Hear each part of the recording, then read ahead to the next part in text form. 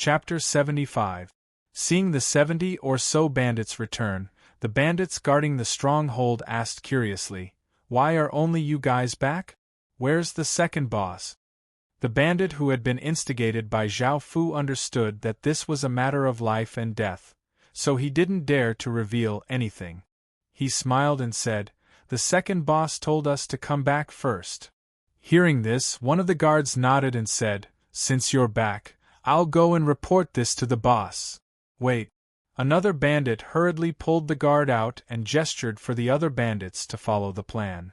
"Brother, what's the matter?" the guard who was stopped asked with a puzzled look.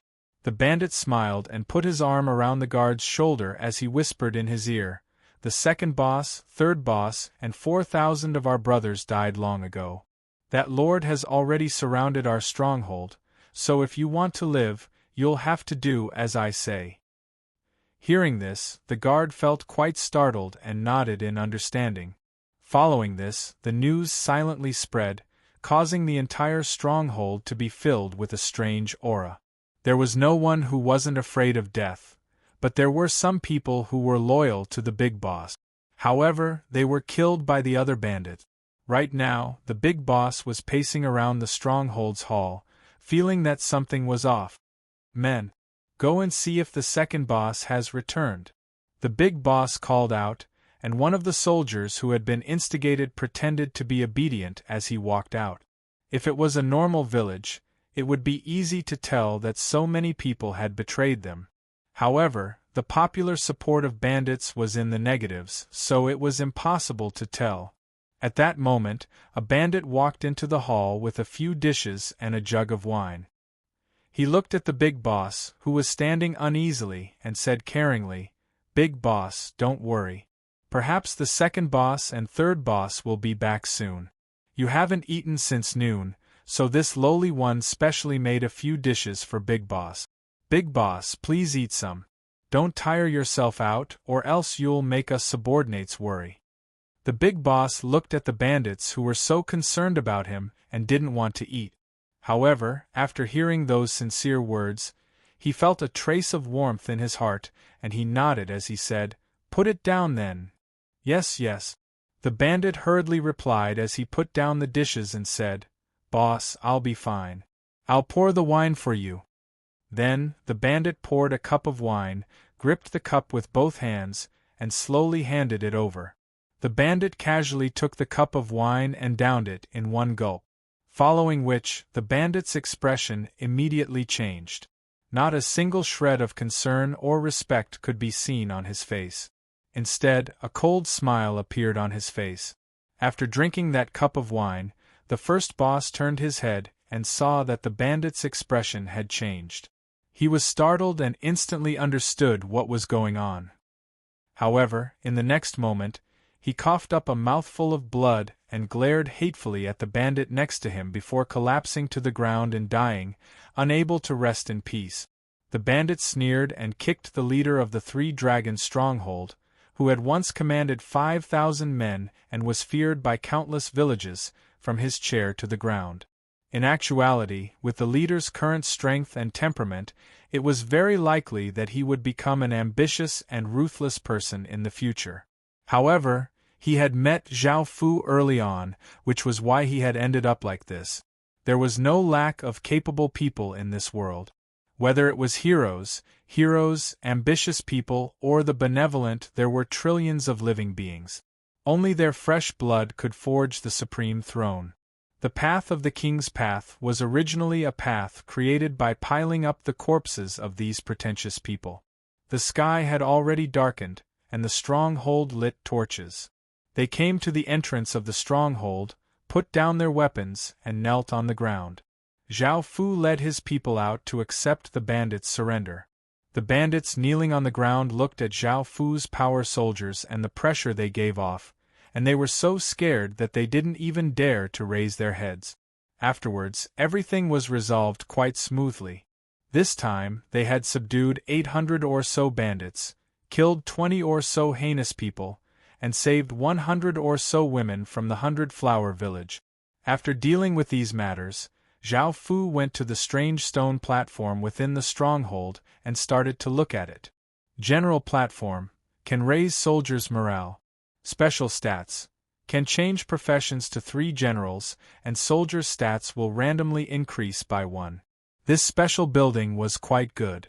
It could change professions to 3 generals, and soldiers' stats would randomly increase by 1. Zhao Fu had people tear it down and obtained the blueprints for the general platform. He planned to rebuild it after returning to Qin village. He went to the barracks and looked around. There was only a profession change: stone steel. Bandit. F-grade military description. One of the military professions that does evil everywhere. Effect. Receives the skill hack. Following this, Zhao Fu went to the storehouse. He had only come to take a look, but he had unexpectedly found a black ore within the storehouse. Black iron ore, grade, gold description, can be used to forge gold-grade equipment. Seeing this, Zhao Fu smiled and put the black iron ore, as well as all of the money and equipment within the storehouse, into his spatial ring. Now that he had money, Zhao Fu no longer used the 10 square meter spatial ring. Instead, he used the 300 square meter spatial ring. This was the largest spatial ring that could be bought at shops, and it was a silver-grade spatial ring. He spent 400 or so gold coins. Finally, Zhao Fu went to the stronghold hall and was surprised to find that this was a silver-grade village. Zhao Fu chose to conquer it and obtained 100 achievement points. He then chose to relocate it and obtained 6,200 EXP. Zhao Fu had made great gains from attacking the 3 Flood Dragon stronghold, and he rested there for a night. After a day, he returned to Qin village and ordered people to construct the general's platform. Zhao Fu took 1,000 of the 1,100 or so bandits that he had subdued, and the rest were distributed to various places. Zhao Fu then brought a large number of corpses to the region of bones and used the heaven and earth refining formation to turn them into grade orbs. Luckily, refining a grade corpses did not consume too much energy, or else Zhao Fu would not have enough energy stones. The energy stones in the jade trough had long since been used up, and Zhao Fu had already used up the energy stones that he had bought from Qin Nan. After refining the A-grade corpses into grade orbs, Zhao Fu took out the 3 leaders' corpses and obtained an SS-grade orb and 2 S-grade orbs.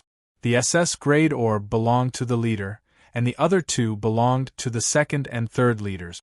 After returning to the surface, Zhao Fu gave the A-grade orbs to the soldiers who had performed well. As for the S-grade orbs, Zhao Fu went through another round of selection.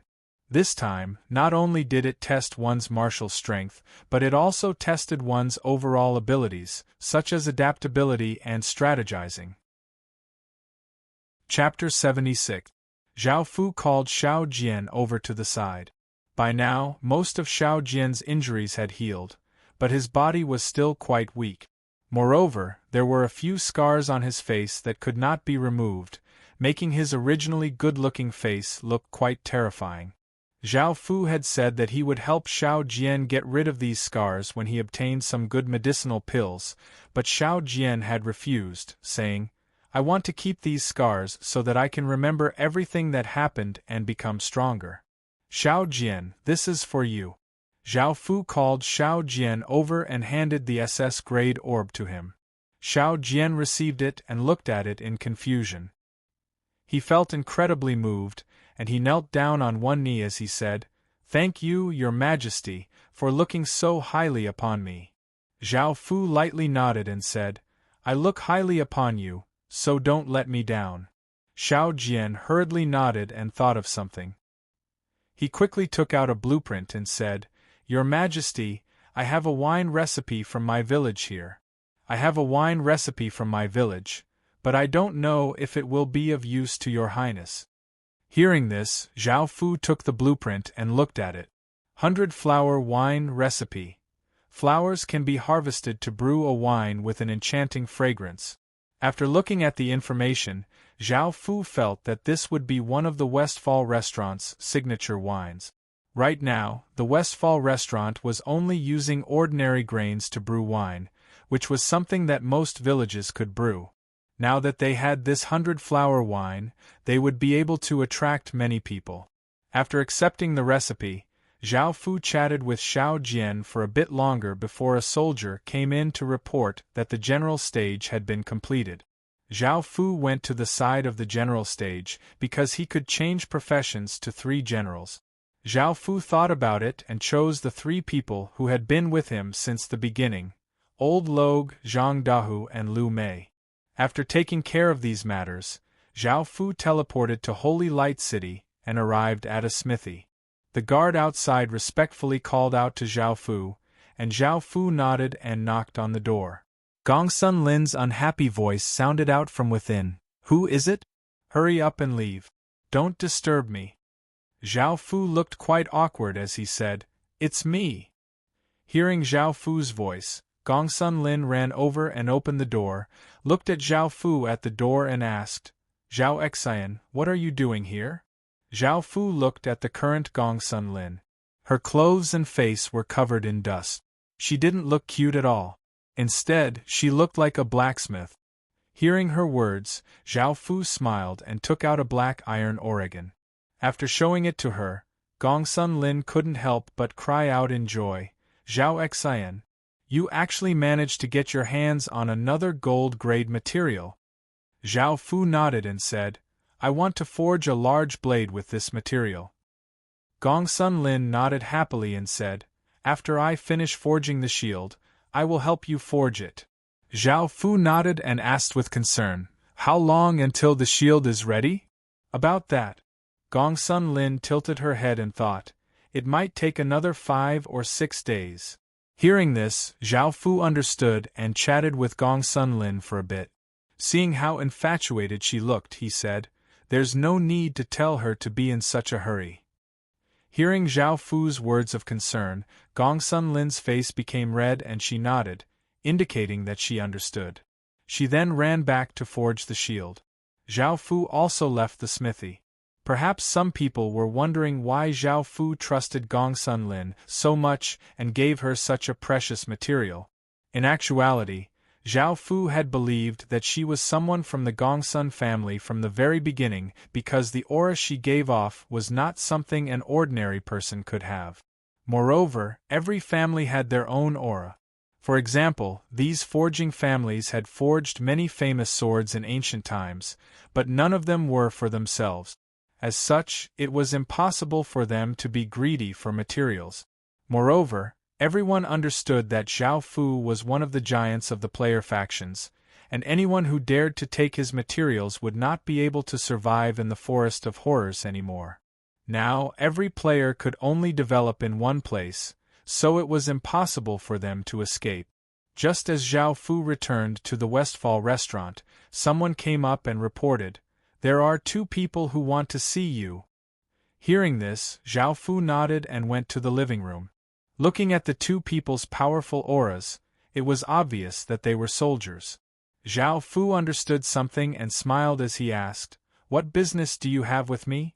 The middle-aged man in the lead didn't hide anything and directly said, "My name is Tang Zhan, and this is my subordinate, Qiu Wenjie. We are in charge of the military in the Forest of Horrors, and we would like to invite you to join the military and serve the country. In the future, the country will definitely give you all sorts of benefits." Hearing Tang Zhan's words, Zhao Fu's smile didn't change, and he immediately refused, "Sorry. I'm not interested in joining the military." What kind of joke was this? Which family would join the military and become the king of a mountain? That was far better than being restricted by rules and regulations, and they would give all sorts of benefits in the future? Zhao Fu was the legatee of the Qin Empire and the future ruler of the Qin Empire. How could he be interested in such a small amount of benefits? Moreover, the military will be unified. Who doesn't have ambitions? It's not certain. Hearing Zhao Fu's refusal, Qiu Wenjie said in dissatisfaction, "What kind of attitude is that? Isn't serving the country a very glorious thing?" Hearing this, Zhao Fu smiled. Serving the country was a very glorious thing, and in the past, many people were willing to support this. However, times had changed. There were no more wars, and there were no more foreign oppression.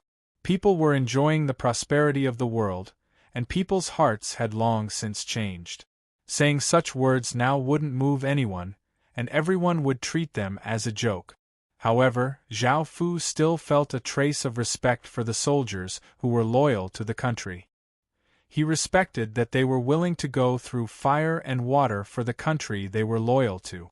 They persisted in what they believed in, worked hard, and paid any price. However, if they became enemies, Zhao Fu would still mercilessly kill them all. Even though Zhao Fu didn't want to do such a thing, if it really came to that, Zhao Fu wouldn't show any mercy. The Heaven-awakened world was currently in a chaotic warring period, and everything had to start anew. Seeing Zhao Fu's expression, Qiu Wenjie felt quite angry. Just as he was about to say something, Tang Zhan stopped him and said, "Mr. Zhao, I hope you can consider it. The military welcomes you at any time. We still have some matters to attend to, so we'll be taking our leave." Hearing this, Zhao Fu nodded and said, "Take care, I won't be seeing you off." Following this, on the way back, Qiu Wenjie said unhappily, "Captain, what kind of attitude is that? What's with that Zhao Xian's attitude? We've lowered ourselves to invite him, but he still refuses." Chapter 77. Elsewhere, Zhao Fu had taken care of Holy Light City's matters and returned to Qin village. However, he was told that Li Wen's exploration team had suffered some casualties. When he heard this, Zhao Fu hurriedly went to take a look. "Li Wen, what's going on?" Zhao Fu asked Li Wen, who was bandaging his wounds, after coming to the medicine shop. Seeing Zhao Fu arrive, Li Wen looked incredibly guilty as he said, "Your Majesty, this subordinate deserves to die. This subordinate deserves to die for not leading the team properly, resulting in injuries and death." Hearing this, Zhao Fu thought about how Li Wen had always been using his cautious tactics and had always carried them out well. For there to be casualties, it was most likely because they had encountered something unexpected. Zhao Fu didn't blame Li Wen and said, "All right, Li Wen, tell me what happened." Li Wen nodded and started to explain what had happened. Li Wen obeyed and began to speak. Their group continued to explore the passageway and soon arrived at a very large space. This space was 100 meters tall and 500 meters wide. There was nothing inside apart from a strange-looking skeleton. This skeleton looked exactly the same as a normal skeleton in terms of appearance and weapon. The only difference was that this skeleton had a sword-shaped shard that gave off a golden light in front of its chest. "We had been cautious and wanted to report this to your Majesty, but we were discovered by that skeleton. That skeleton was abnormally powerful, and normal holy light techniques didn't seem to have any effect on it. We even managed to shatter the goblin's giant shield with a single slash, allowing us to escape by a hair's breadth." After hearing what Li Wen had to say, Zhao Fu nodded. Indeed, this wasn't Li Wen's fault. However, just what was that skeleton? After thinking about it, Zhao Fu went to Road Village and ordered his people to use bronze concentrate or to thicken the massive shield. Before, Zhao Fu's massive shield had been made of bronze concentrate ore, but the inside was made of ironwood. This was because using bronze concentrate ore to create such a massive shield was quite difficult for the goblin warriors to carry, and it wasn't suitable for long-term exploration. However, this time it was for that mysterious skeleton. Following this, Zhao Fu teleported to Holy Light City. Since the Holy Light technique was useless, he might as well try something more powerful. He bought 10 Templar seals. After making all of the equipment, Zhao Fu led by Qi, Zhang Dahu Daisy, Sar, Old Logue, 20 goblin warriors, 20 Ironhammer infantrymen, 20 archers, and 10 elven priests towards the passageway. The passageway was dark and long. After walking for who knew how long, they finally arrived at the space that Li Wen had mentioned. The space was as big as Li Wen had said. At the center of the space was a skeleton sitting cross-legged. This skeleton was very special. The sole flame in its head was golden, and its body gave off a faint golden light. It did not give off the eerie feeling of ordinary skeletons. As Zhao Fu and the others appeared, the mysterious skeleton slowly stood up. Zhao Fu didn't stand on ceremony and immediately ordered the archers to shoot.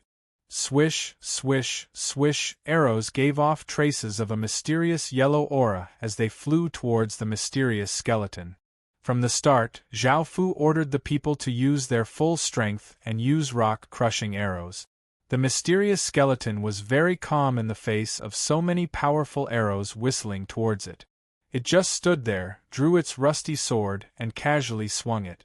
A formless sword chi knocked all of the arrows away, not harming the mysterious skeleton at all. Seeing this, Zhao Fu wasn't too surprised. He knew how powerful this mysterious skeleton was.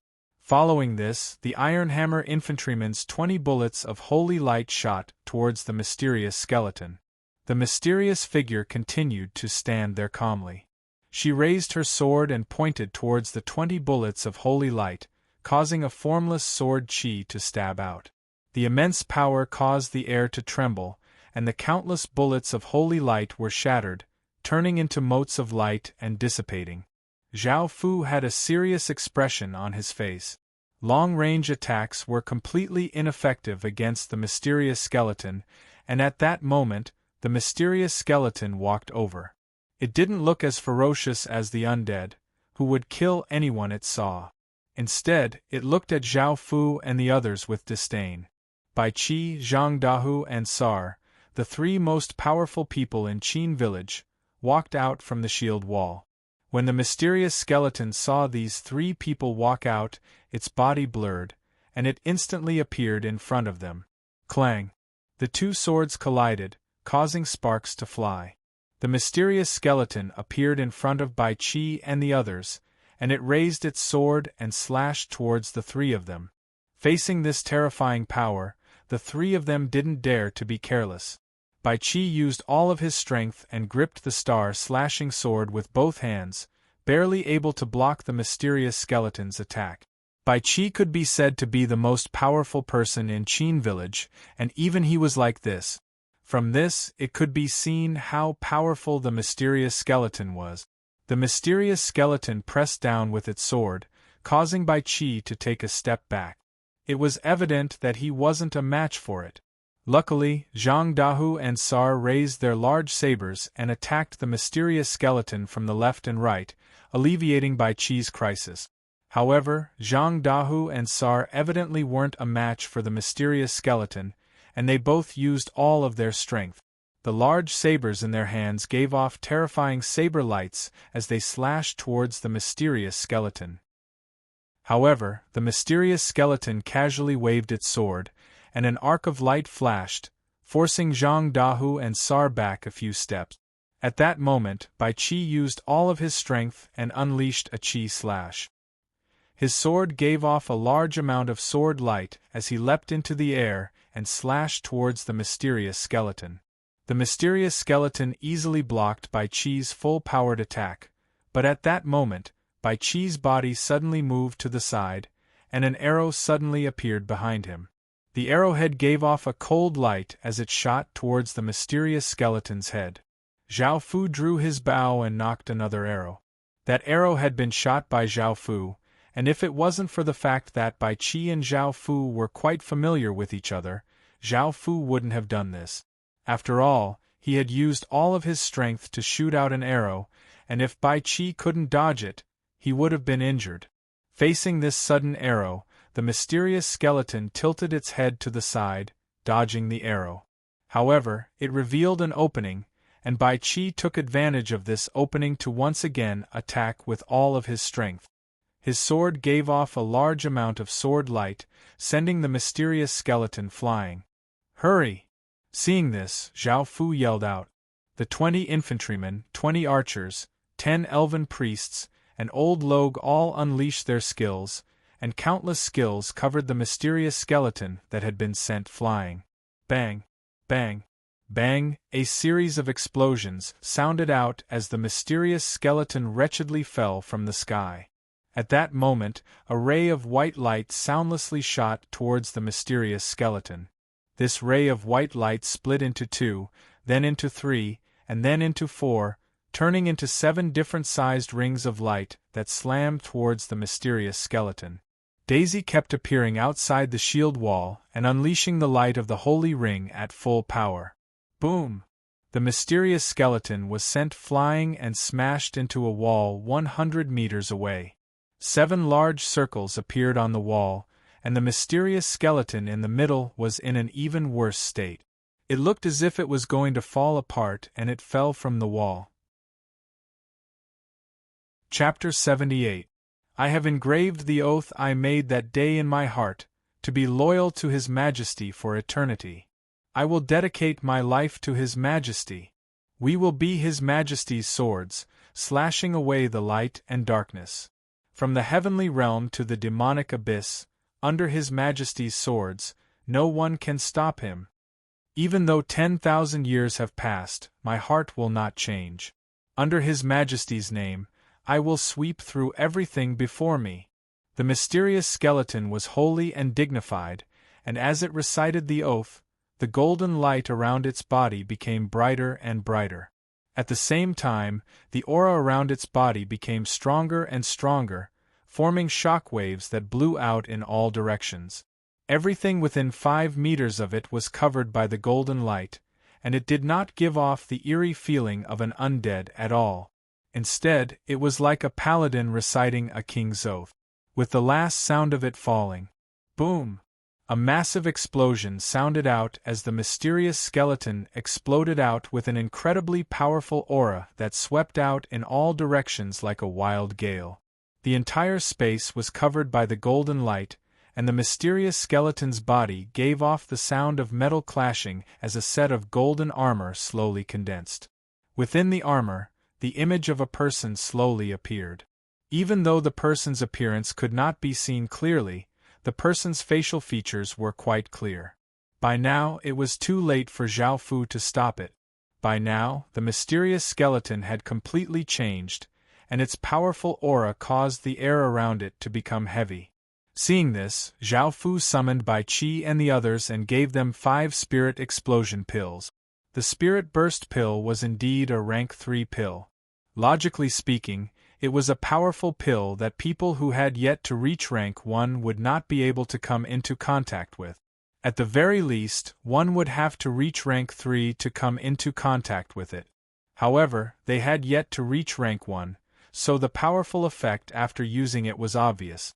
Bai Qi and the others' eyes became blood-red, and traces of blood-red aura rose up from their bodies. The 5 of them exploded out with powerful auras, and their combined auras were not any weaker than the mysterious skeleton's. As the 2 powerful auras clashed, the air became even heavier, making it difficult for people to breathe.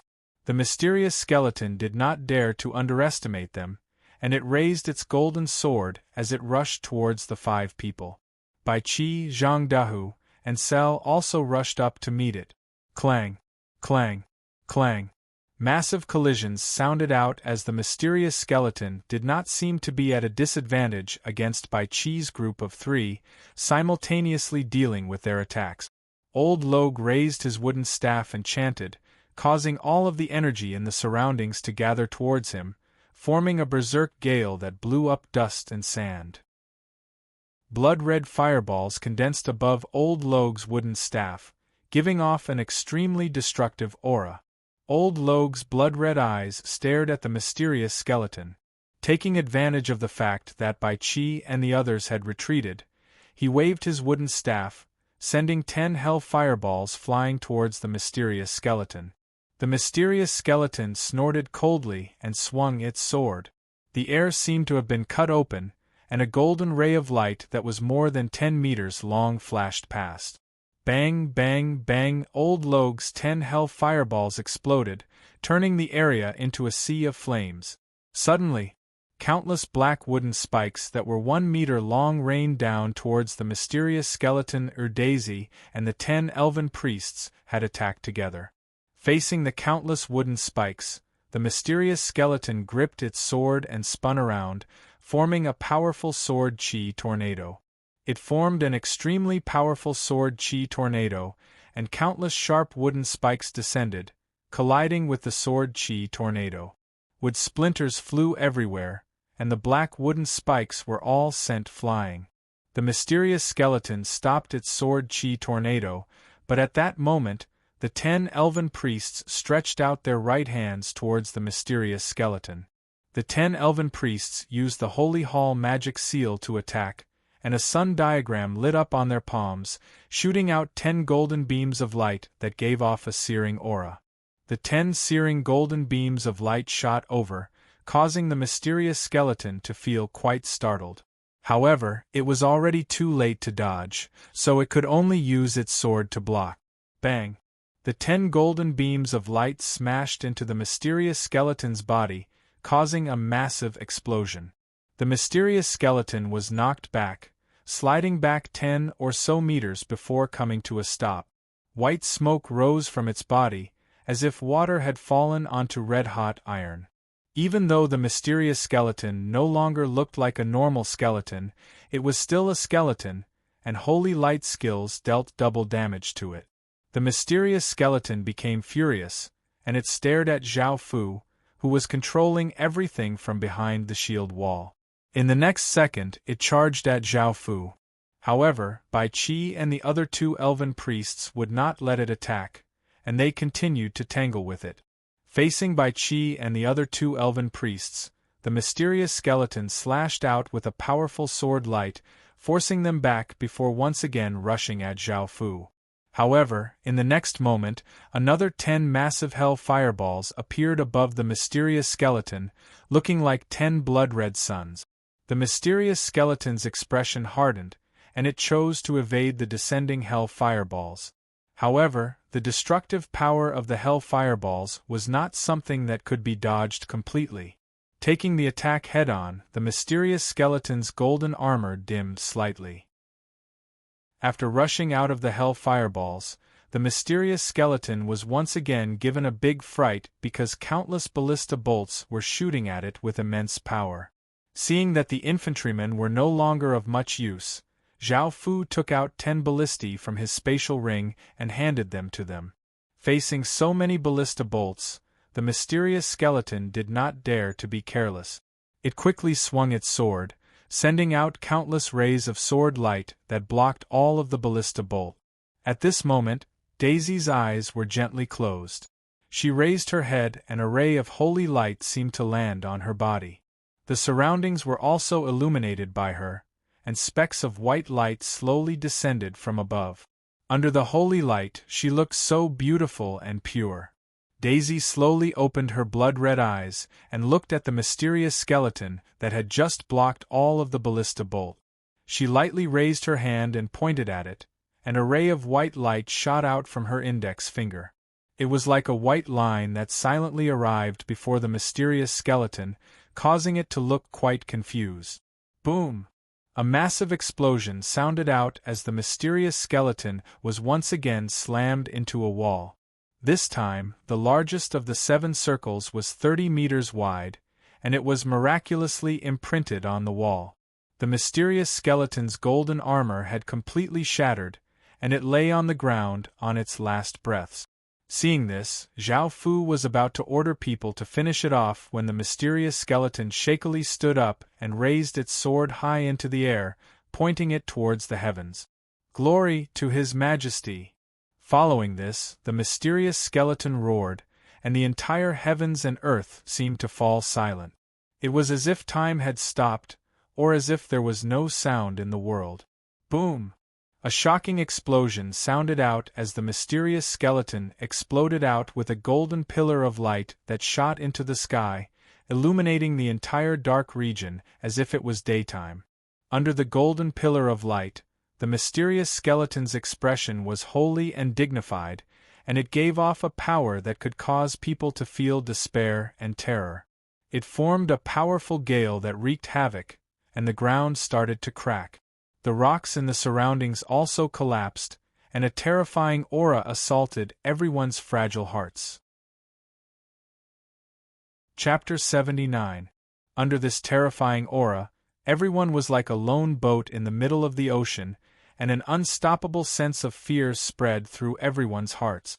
The mysterious skeleton's gaze was cold as it looked at Zhao Fu, and it started to walk towards him. Seeing this, Bai Qi and the others had no choice but to brace themselves and rush up. However, the mysterious skeleton didn't even look at them. It casually swung its sword. A massive wave of sword qi swept towards the three of them. Bai Qi and the others desperately tried to defend, but they were still sent flying. The three of them fell to the ground and coughed up blood, and their bodies were dyed red with blood. They collapsed to the ground and didn't even have the strength to stand up. This was the mysterious skeleton casually swinging its sword, yet it had heavily injured Bai Qi and the others. Bai Qi and the others were the three most powerful people in Qin village, yet they seemed so weak. Swish, swish, swish, ballista bolts containing immense force flew out, and the mysterious skeleton coldly harumphed as it slashed out with its sword. A massive crescent moon-like sword qi turned the countless ballista bolts into dust, and the massive sword qi did not stop there. Instead, it continued to descend towards the ballista. Boom! The massive sword qi slammed into the 10 ballistae, causing a massive explosion to sound out as the ballistae were turned into dust. A 20-meter-wide crater appeared on the ground, and 2 infantrymen who were unable to escape in time were killed and turned into a mist of blood. At that moment, a ray of white light once again silently arrived before the mysterious skeleton. Daisy once again acted, and the ray of white light split into 2, then into 3, then into 4, and finally into 7 different-sized rings of light. However, just as the rings of light were about to form, the mysterious skeleton's sword qi caused the 7 rings of light to shatter, causing them to dissipate into motes of light. Powerful, absolutely powerful. Terror, fear, despair, and powerlessness filled everyone's hearts. The mysterious skeleton wasn't someone that anyone could stop. At that moment, the mysterious skeleton's cold gaze once again turned towards Zhao Fu, who was protected by countless people within the shield wall. It slowly leaned forwards, and the sword in its hand gave off a clear sword hum as it gave off a blinding golden light, making it look like a sword of light. Bang! The mysterious skeleton lightly stomped on the ground, causing the ground to shatter. The skeleton's entire body became like a golden beam of light as it shot towards Zhao Fu. Countless soldiers desperately tried to block in front of Zhao Fu, but they were all sent flying. In an instant, the mysterious skeleton arrived before Zhao Fu.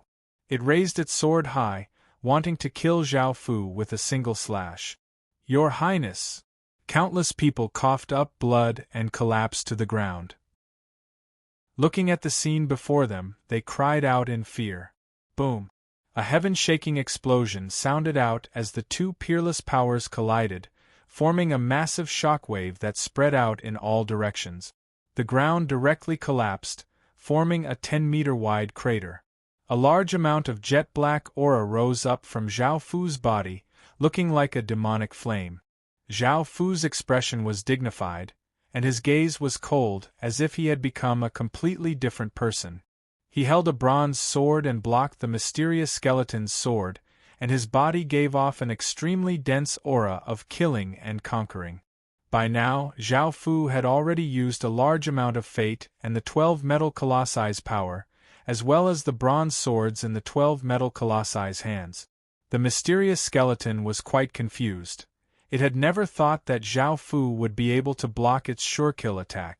Looking at the dense aura of killing and conquering from Zhao Fu's body, the mysterious skeleton's expression became serious as it retreated 10 meters away. "Hurry and leave." Zhao Fu saw the soldiers struggle to their feet, wanting to join in. However, Zhao Fu ordered them to retreat, as this was not a battle they could participate in. Hearing Zhao Fu's dignified and unquestionable order, the soldiers understood that they were too weak and could not participate at all, so they obeyed and retreated. At that moment, the mysterious skeleton once again started to attack Zhao Fu. Its body instantly disappeared and reappeared at Zhao Fu's side, and its sword gave off enough power to split mountains as it slashed towards Zhao Fu's waist. In response, Zhao Fu turned and blocked with his sword. Clang! The two swords collided, resulting in a massive sound of metal colliding. Just as Zhao Fu blocked the attack, the mysterious skeleton suddenly raised its leg and kicked towards Zhao Fu. Zhao Fu vigorously clenched his fist and met the kick. Bang! The fist and leg collided, resulting in a massive explosion. Both sides retreated 10 or so meters, but the flesh on Zhao Fu's fist was torn, causing blood to drip onto the ground. On the other hand, the mysterious skeleton was completely fine. This was the benefit of not having a physical body. Suddenly, the mysterious skeleton once again rushed at Zhao Fu, and seeing this, Zhao Fu did not continue to passively defend. He raised his bronze sword and pointed it towards the heavens. A few traces of black aura wrapped around the sword, and a blood-red spark appeared at the tip of the sword. The spark grew larger and larger, forming a massive fireball that was 10 meters wide. It was like a blood-red sun, and it gave off a destructive aura as it illuminated the surroundings. At that moment, the mysterious skeleton was given a big fright and hurriedly dodged. Zhao Fu also slashed down at the mysterious skeleton, and the massive fireball shot towards it like a red ray of light. Bang! A massive explosion sounded out, and just as the fireball was about to hit the mysterious skeleton, it split into 10 or so afterimages and completely avoided the terrifying hell fireball. Boom! However, in the next second, Zhao Fu appeared in front of the mysterious skeleton, and the blade of his sword shone with a black light. He slashed with all his strength, and the mysterious skeleton was sent flying 100 meters away. The mysterious skeleton crashed into a wall, and the wall immediately shattered and collapsed. However, in the next second, a ray of light shot out from the pile of rubble and crashed into Zhao Fu. Zhao Fu was also shocked, and hurriedly used his sword to block in front of him. Bang! Zhao Fu felt as if he had been hit by a giant beast, and he was sent flying 100 meters away. The wall also collapsed, and Zhao Fu vomited a mouthful of blood. He wiped the blood from the corner of his mouth on the ground, and stood up from the pile of rubble and looked at the mysterious skeleton. At that moment, the mysterious skeleton's aura was more than 10 times more terrifying than before, and it had already formed a physical force field. The air seemed to distort, and the ground slowly sank. The mysterious skeleton dragged the 4-meter-long golden sword over, and the ground was like tofu, and there was a deep sword mark on it. Under this terrifying aura, Zhao Fu's body instinctively started to tremble, but Zhao Fu suddenly bit his tongue, and the intense pain stopped his body from trembling. Seeing the mysterious skeleton walk over, Zhao Fu tightly gripped the bronze sword in his hands, and released all the power in his body. The mysterious skeleton also slowly raised its 4-meter-long golden sword, and it slashed down towards Zhao Fu. Boom! The air seemed to be split into two, and the sword chi was like a massive river, crashing into Zhao Fu. Although Zhao Fu used all his strength to block it, he still seemed so weak. The huge river of sword chi crashed into Zhao Fu, and a 30-meter deep hole appeared in the wall. Chapter 80. Within the depths of the passageway, Zhao Fu lay on the ground, covered with blood. He weakly took out 6 bottles of little spirit pills from his spatial ring, roughly 300 or so little spirit pills, and consumed all of them. He also consumed the remaining 15 spirit burst pills. However, as soon as he swallowed all of the pills, Zhao Fu felt as if a pair of large hands were gripping his heart, causing it to give off muffled sounds as the medicinal energy within his body chaotically flowed out. Arg! Zhao Fu roared in pain as his body doubled in size and his veins bulged. His entire body was red, and traces of blood seeped out of his skin. Zhao Fu's body was on the verge of exploding. Following this, Zhao Fu continuously roared in pain as large amounts of blood-red aura rose out of his body. On the other side, the 12 metal colossi next to the Qin village's city heart hummed, and massive amounts of killing and conquering energy madly entered Zhao Fu's body. Boom! An explosion sounded out as an extremely powerful energy exploded out from Zhao Fu's body, causing the ground to crack and collapse. The mysterious skeleton's gaze was cold as it looked at the large amounts of black and blood-red aura coming out of the cave. Bang! Suddenly, a figure rushed out and slammed into the mysterious skeleton. The mysterious skeleton hurriedly used its sword to block, but it was immediately sent sliding back 10 or so meters. A figure now stood where the mysterious skeleton had been. Zhao Fu's appearance had completely changed, his muscles bulged and his expression was savage. His eyes were blood-red and started to bleed, and large amounts of black and blood-red aura came out of his body, making him look like a demon god. He held a bronze sword in each hand, and there were 4 bronze swords floating behind him. The 6 bronze swords all gave off an azure light, and they looked like an azure windbreaker as they slashed towards Zhao Fu's body. After pushing back the mysterious skeleton, Zhao Fu rushed towards it. In an instant, he appeared above the mysterious skeleton, and his 2 swords gave off terrifying power as they slashed towards the mysterious skeleton. The mysterious skeleton coldly harumphed, and its 4-meter-long golden sword lightly hummed as it also slashed out with terrifying power. Boom! The 3 swords collided, resulting in a massive explosion. The air seemed to explode, and the ground was unable to withstand this power, causing it to crack and collapse. In an instant, a 500-meter-wide, 50-meter-deep pit was formed. At the bottom of the crater, a golden sword light flashed, and countless pieces of earth and gravel were sent flying. The mysterious skeleton crawled out, looking somewhat wretched. Looking at Zhao Fu, the mysterious skeleton dragged its 4-meter-long golden sword and roared as it charged at Zhao Fu. The 4-meter-long golden sword behind it gave off a clear sword hum, and strands of golden aura flowed out of the sword, giving off terrifying destructive power. The ground was unable to withstand this power, and as the mysterious skeleton rushed up, the ground behind it also began to collapse bit by bit. Zhao Fu raised his sword with both hands, and adding on the 4 swords behind him, the 6 bronze swords gave off clear sword hums. An azure sword light covered the surrounding 100 meters, and an extremely powerful sword aura formed. Under this terrifying aura, the ground started to melt. The mysterious skeleton rushed in front of Zhao Fu and gripped its 4-meter-long golden sword with both hands. It started to swing, and it gave off a terrifying destructive power as it slashed towards Zhao Fu. Zhao Fu raised his 2 bronze swords and gave off an extremely powerful sword aura as he slashed towards the mysterious skeleton. Boom! A shocking explosion sounded out as Zhao Fu's 2 swords collided with the mysterious skeleton's golden sword. It was as if space itself had exploded, and everything around it was reduced to nothingness. Time and space seemed to have disappeared. On the other side, even Bai Qi and the others, who had escaped quite far away, could hear the explosions and feel how terrifying this battle was. It was on the level of destroying the heavens and destroying the earth, and they were as powerless as a group of ants, only able to tremble in the face of this terrifying power. After returning to the battlefield, Zhao Fu and the mysterious skeleton were both sent flying back and crashed to the ground. Zhao Fu coughed up a large mouthful of blood, and the mysterious skeleton was not in a good state either because cracks had appeared on its golden bones.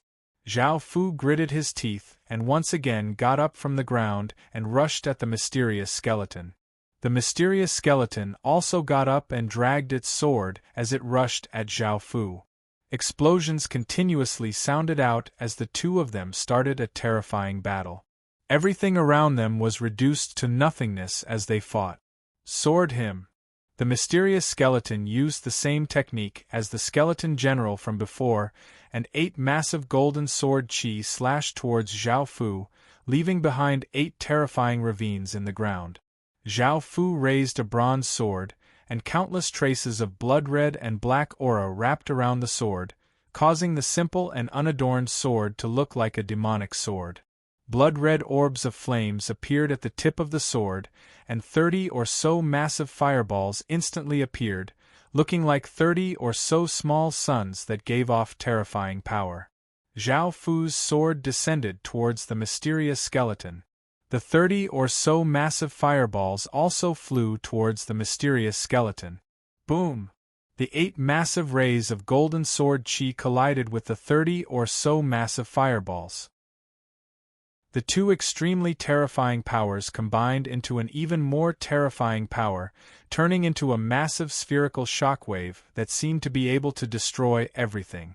Everything in the surroundings was reduced to dust, and the massive shockwave instantly covered the mysterious skeleton and Zhao Fu. After the dust settled, a 1,000-meter wide and 100-meter deep crater could be seen in the ground. Because of the battle between Zhao Fu and the mysterious skeleton, the crater had become even larger. On one side, Zhao Fu crawled out from a pile of rubble, covered in blood, while on the other side, the mysterious skeleton's body was covered in cracks as it crawled out. By now, both of them had used up all of their power, and their lives were on the brink of death. However, it was time to decide the victor. Sword. Absolute. Heavens. The mysterious skeleton stood up and raised its 4-meter-long golden sword, pointing it towards the sky. It roared, and a golden pillar of light rushed into the sky. Rays of golden sword chi flew into the sky, forming clouds made of sword chi. Shing! Shing! Shing! Countless rays of sword chi collided in the sky, forming traces of golden lightning. A power that seemed to be able to destroy the heavens and the earth came out from the golden cloud. Zhao Fu stood up, covered in blood, and he roared as he exploded out with a black pillar of light. Shing! Shing! Shing! The 12 ancient bronze swords gave off a humming as they hovered above Zhao Fu's head. Traces of terrifying black lightning flashed around them, and a power that could destroy the heavens and the earth and cause all creatures to feel fear slowly spread out. Chapter 81. The entire space violently trembled under the two terrifying powers, and even the ground beneath them started to tremble. Countless creatures felt as if they were facing a disaster, and flocks of birds flew high into the air while beasts started to run away in fear. In the underground space, the two skeletons started to unleash destructive power. The mysterious skeleton gripped the golden sword tightly with both hands and roared loudly. It poured all of its power into the golden sword that was raised high up in the air. Golden arcs of lightning wrapped around the 4-meter-long golden sword. Boom! The mysterious skeleton slashed down towards Zhao Fu, and the power of this strike was indescribable. It was as if the heavens and earth were collapsing, and all creatures were going to perish. Arg! On the other side, Zhao Fu's body was covered with blood, and he spread out his hands as he roared. The 12 bronze swords above his head gave off shocking black sword lights, giving off a heaven-toppling aura of killing and conquering. Zhao Fu brought his hands together with great difficulty, and the 12 bronze swords fused into a shocking black sword light that shot towards the mysterious skeleton. This terrifying black sword light was indescribably powerful, and as soon as it shot out, it was as if the heavens were going to be destroyed, laws would collapse, and gods would die. Very quickly, the shocking black sword light collided with the black sword light. Boom! An explosion that sounded as if the world was going to be destroyed sounded out as everything collapsed and disappeared. A massive pillar of golden and black light, bringing with it a power that seemed to be able to destroy everything, rushed up from the ground and into the clouds, causing the blue sky to darken and the clouds to change color. Everyone in the Forest of Horrors heard this terrifying sound. The evil flood dragon in the Forest of Horrors, the pure young woman in Holy Light City, the armored man in Soldier Forest, and the green-robed elder in Demon Tree City were all given a big fright, and they all looked towards the direction of Qin Village. After the ordinary people recovered from their shock, they felt that that sound was quite strange and started to discuss what had just happened. Within the depths of the Forest of Horrors, the evil flood dragon hurriedly moved its nest away from Qin village. The three people from the system main cities all had grim expressions before sighing, "What will come will come." Turning his gaze back to the center of the battlefield, he saw that there was a 10,000-meter-wide hole in the ground. The surroundings were deathly silent, and the birds and beasts had long since fled. At this moment, the remnant energy made it so that no living creature dared to approach. The two figures fighting had also disappeared.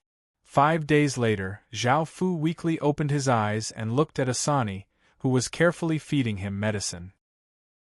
Asani had been carefully feeding the medicine to Zhao Fu, and she was about to finish feeding him the rest of the medicine before casting a healing spell to help Zhao Fu recover. Asani was an elf priestess, but because of her personality, her battle skills were quite low-leveled. However, her healing skills were abnormally high-leveled, so Li Si had asked her to take care of Zhao Fu while healing Zhao Fu's injuries. When Asani saw that Zhao Fu had woken up, she happily ran over and yelled, "Your Majesty's awake!" Following this, everyone hurried over to Zhao Fu's side. Seeing that Zhao Fu had woken up, they all let out a sigh of relief. Zhao Fu couldn't help but smile as he said, "Why are you all so worried about me? We players won't die, we just won't be able to enter the Heaven Awaken world for 10 days. Your Majesty, what are you saying? Even though you won't die for real, you're our respected Majesty, so we can't help but worry," Li Si said warmly as he cupped his hands. Hearing this, Zhao Fu felt a warm feeling in his heart.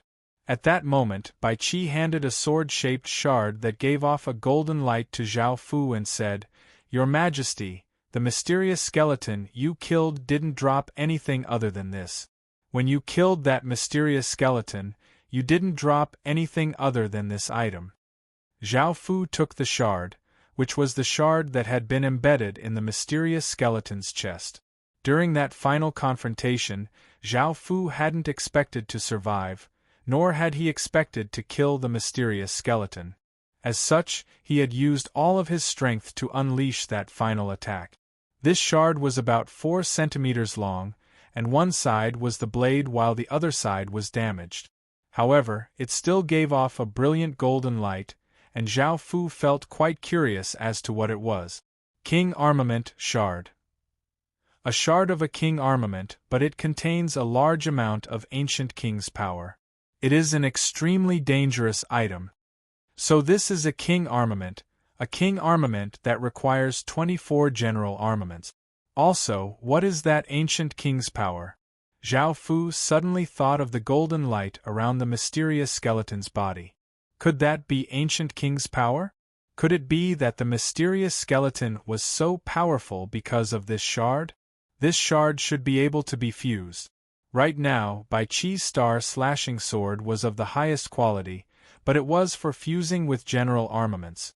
Zhao Fu now had 89 soldier souls, so he would most likely be able to use them soon. Apart from this, there were also 2 gold-grade pieces of equipment. 5 days later, the gold-grade shield had been forged by Gongsun Lin, and she was most likely forging a large saber.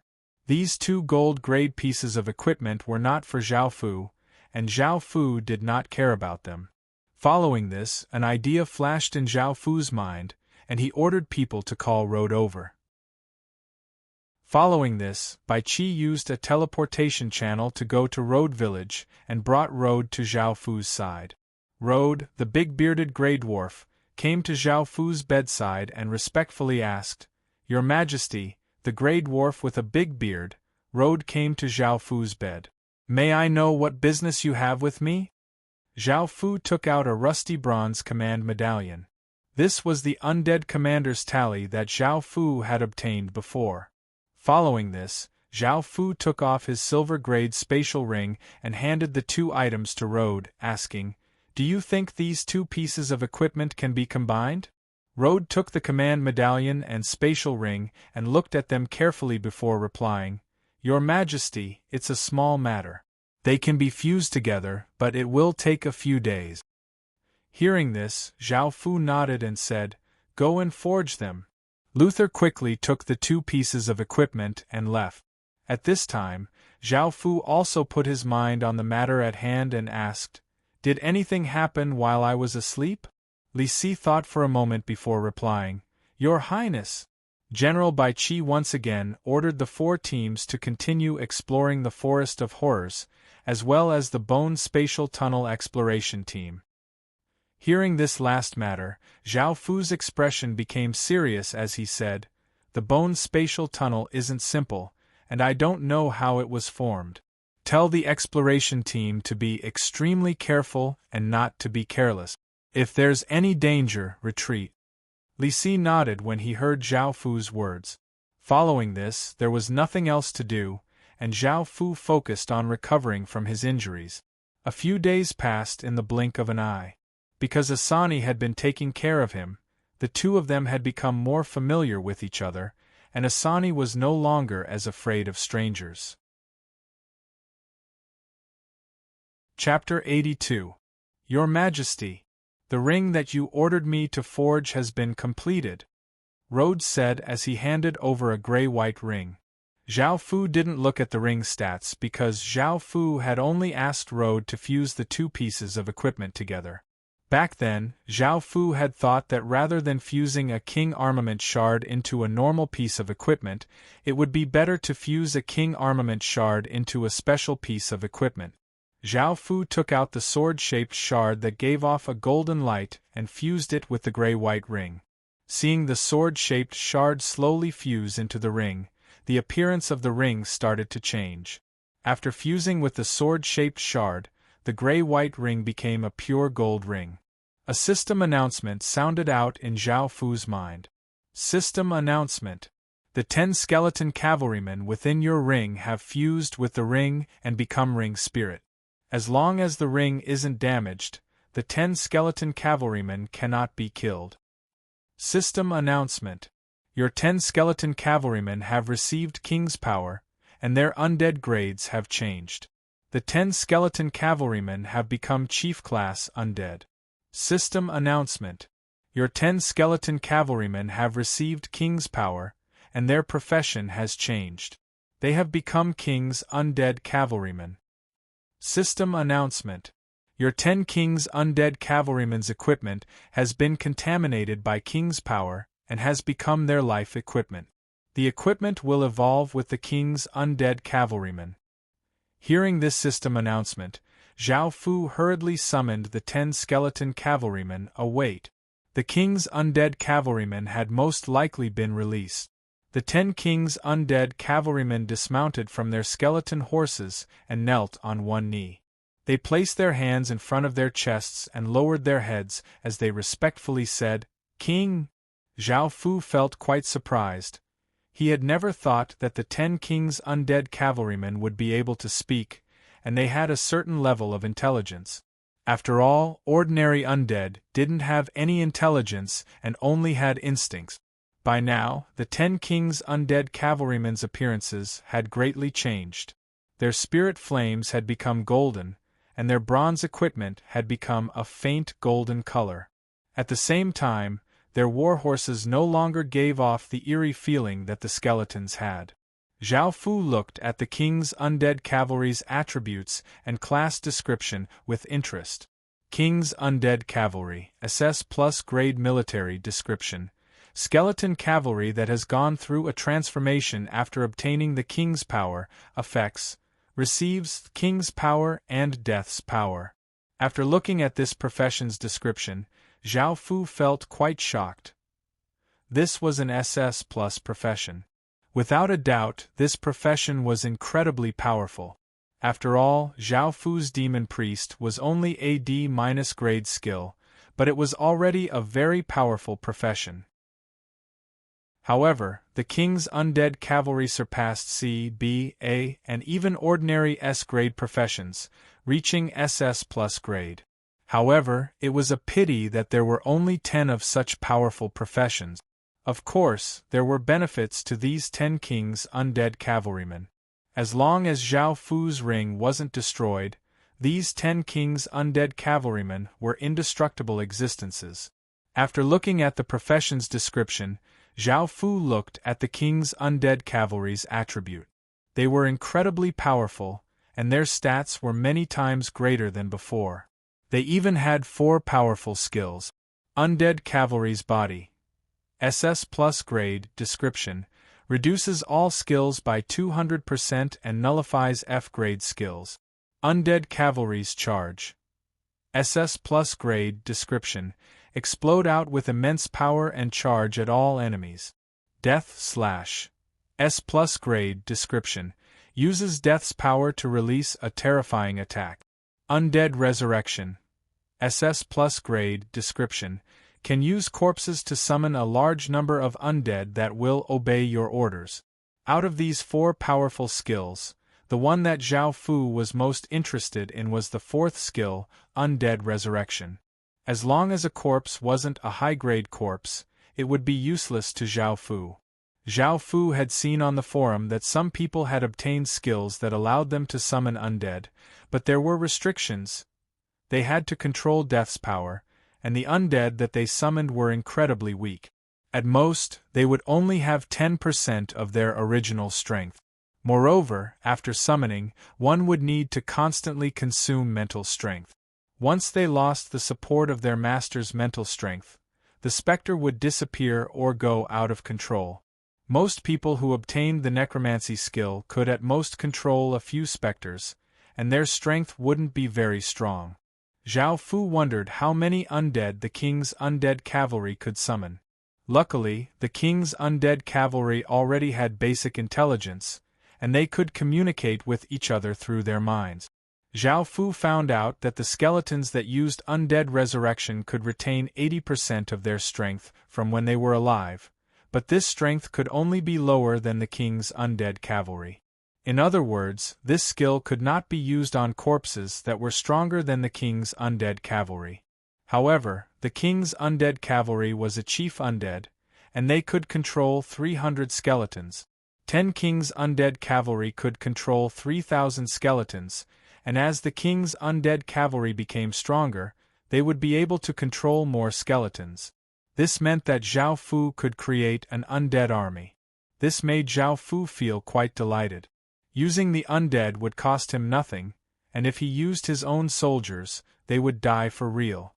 After looking at the king's undead cavalry's stats, Zhao Fu didn't put them away. He planned to have them go with the Forest of Horrors exploration teams to kill monsters and increase their levels, while expanding the 3,000 skeletons. Following this, Zhao Fu looked at the ring stats. King's Ring, Undead, Grade. Legendary Stats. All stats +5 Description: a ring that has fused with an Ancient King Armament Shard. Receives bonuses from the Ancient King Armament Shard, gives 400% bonus to EXP, 200% bonus to achievement points, 200% chance of spawning S-grade or above people, 200% limit for special professions, and 10% bonus to all villages. After looking at these stats, Zhao Fu was dumbfounded, and he wondered if he had received a cheat. This ring's stats didn't need to be mentioned much, but in the future, the amount of EXP1 obtained from cities would be increased by 4 times, achievement points would be increased by 2 times, the chance of spawning S-grade or above people would be increased by 2 times, the chance of spawning special professions would be increased by 2 times, and all villages below Lord grade would be increased by 10%. Chapter 83. System Announcement. You have put on the King's Ring, and the Ancient King's power has entered your body. System Announcement. You have undergone unknown changes. After Zhao Fu put on the ring, it gave off a golden light that covered Zhao Fu's entire body.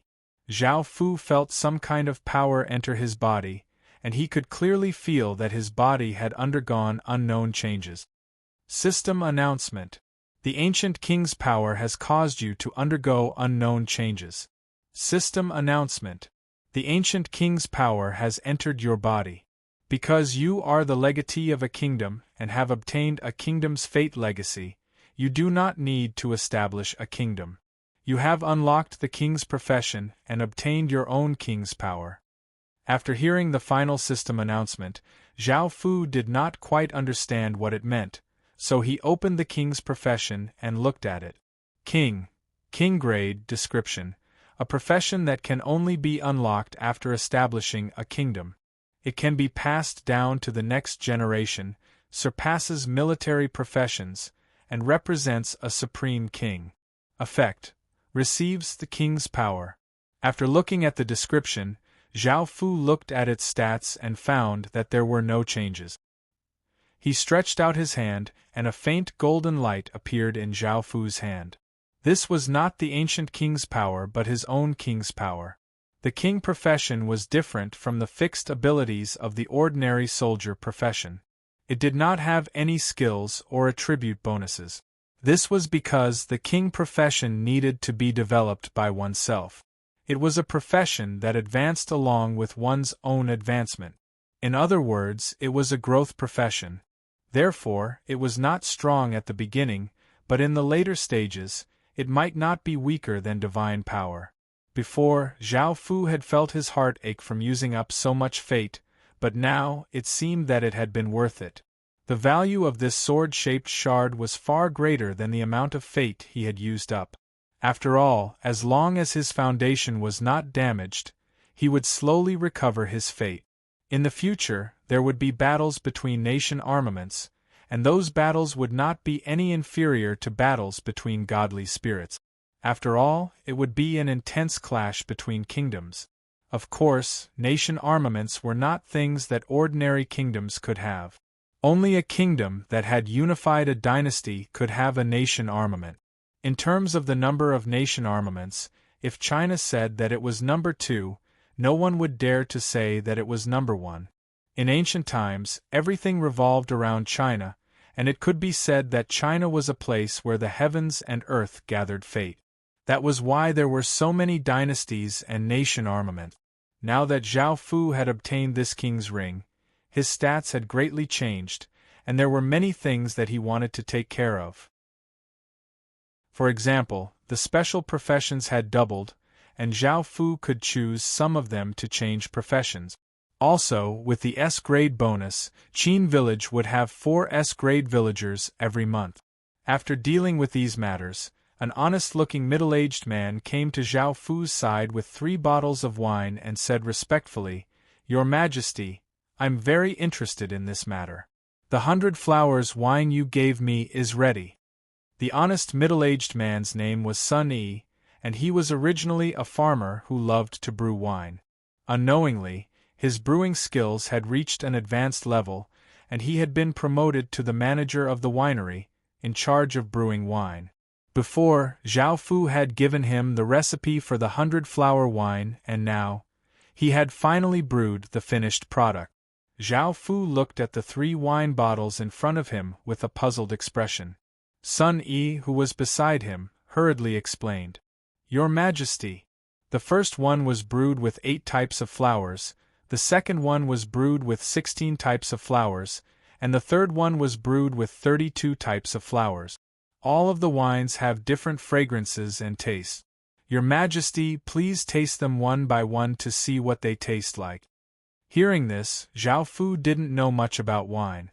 He opened the 3 bottles, and the aroma of wine immediately spread out. The third bottle's aroma was incredibly dense, and it couldn't even be called wine. It was more like an expensive perfume. Zhao Fu poured some wine and took a sip. The fragrance immediately entered his body, and the wine was very light and soft. After drinking it, he felt as if his entire body was giving off a faint fragrance. Following this, Zhao Fu drank the other 2 wines. Although they didn't taste as good as the third wine, they were still high-grade wines. Zhao Fu renamed these 3 wines. The first was the flower fragrance wine, the second was the moonflower wine, and the third was the drunken flower wine. In the future, these 3 wines would definitely become the Westfall restaurant's signature wines. Now that the system's restaurants saw that Zhao Fu's Westfall restaurant's business was doing so well, they weren't stupid. They also started to hire player-level chefs, and some of Zhao Fu's restaurant's business was taken away. Of course, this couldn't go on. In the future, when players became more powerful, the competition would become even greater. As such, if he wanted to win, he had to have something that others didn't have. Zhao Fu asked Sun Yi how many of the 3 wines he had brewed, and after hearing that there was quite a lot, Zhao Fu brought the 3 wines to the Westfall restaurant. Zhao Fu called everyone else over and had them taste the wine to see how it tasted. Everyone else curiously ran over. The fragrance of this wine was definitely something that countless women would like. Seeing everyone else's expressions of enjoyment, Zhao Fu understood the value of this wine. At this moment, He Xianru, who was wearing a veil and gave off a classical beauty's aura, walked over. However, just as her gaze fell on Zhao Fu's body, 2 rays of golden light shot towards her, causing her eyes to hurt so much that she couldn't help but take a step back. Zhao Fu noticed her reaction and asked curiously, "What's wrong?" He Xianru lightly shook her head and recovered from her temporary blindness. She raised her bloodshot eyes and said, "Zhao, I have something to tell you." Zhao Fu felt quite confused, but he still nodded and agreed. After arriving at a hidden room, He Xianru bowed and said, "Congratulations, Your Majesty! You have obtained king's power." Hearing this, Zhao Fu felt quite shocked, or how did she know? However, when he thought back to her reaction when she had entered the room, he sighed and said, "The 100 schools of thoughts people really can't be judged like normal people." Zhao Fu nodded in response. At this moment, He Xianru said, "Your Majesty, my daughter also has some suggestions. My daughter also has some suggestions. Do you want to listen?" Zhao Fu thought for a moment before replying, "Go ahead." He Xianru also said, "Your Majesty, your king's power hasn't fused with fate yet. The reason why kings are so powerful and can rule over kingdoms and not fear godly spirits is because kings are fused with the fate of the heavens and earth." Hearing this, Zhao Fu felt quite surprised because he didn't know much about this, nor did he know how to develop his king's power. However, from what He Xianru said, it seemed that she understood this power quite well and knew how to use it. Following this, Zhao Fu and He Xianru started to converse in detail. Zhao Fu asked about the things that he didn't understand, and He Xianru answered them in detail.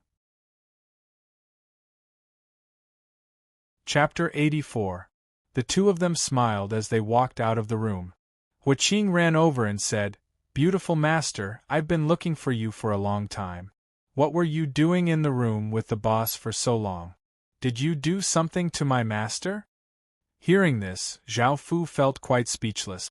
After observing Huaqing for so long, Zhao Fu realized that this boy had some sort of background.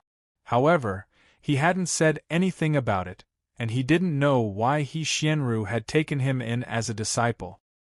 He Xianru glared at Huaqing and said, "How impudent!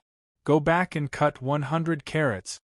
Huaqing's expression immediately became bitter as he said, "Don't. Beautiful master, I was wrong. I just wanted you to teach me how to cook." Following this, the 2 of them returned to the kitchen, while Zhao Fu went to the entrance of the Westfall restaurant and poured out 3 bowls of different flower wines. As the saying went, fragrant wine didn't need to be hidden in a dark alley. Zhao Fu directly placed them in the middle of the street, and the fragrance of the wine immediately filled the air. Countless people crowded over and asked, "Boss Zhao, what wine is this? Why does it smell so good?" Zhao Fu smiled and said, "These are 3 types of flower wines that our Westfall restaurant specially developed. Right now, all 3 of them are 50% off for 3 days. Good, good, good. Boss Zhao, get me a jug." As he spoke, countless people surged into the Westfall restaurant, wanting to taste the 3 types of flower wines. Zhao Fu had already decided on the prices of the 3 wines. The first flower fragrance wine was 8 silver coins, the second moonflower wine was 30 silver coins, and the third drunken flower wine was 500 silver coins. In actuality, the 100-flower wine only cost 20 or so copper coins, which was quite high.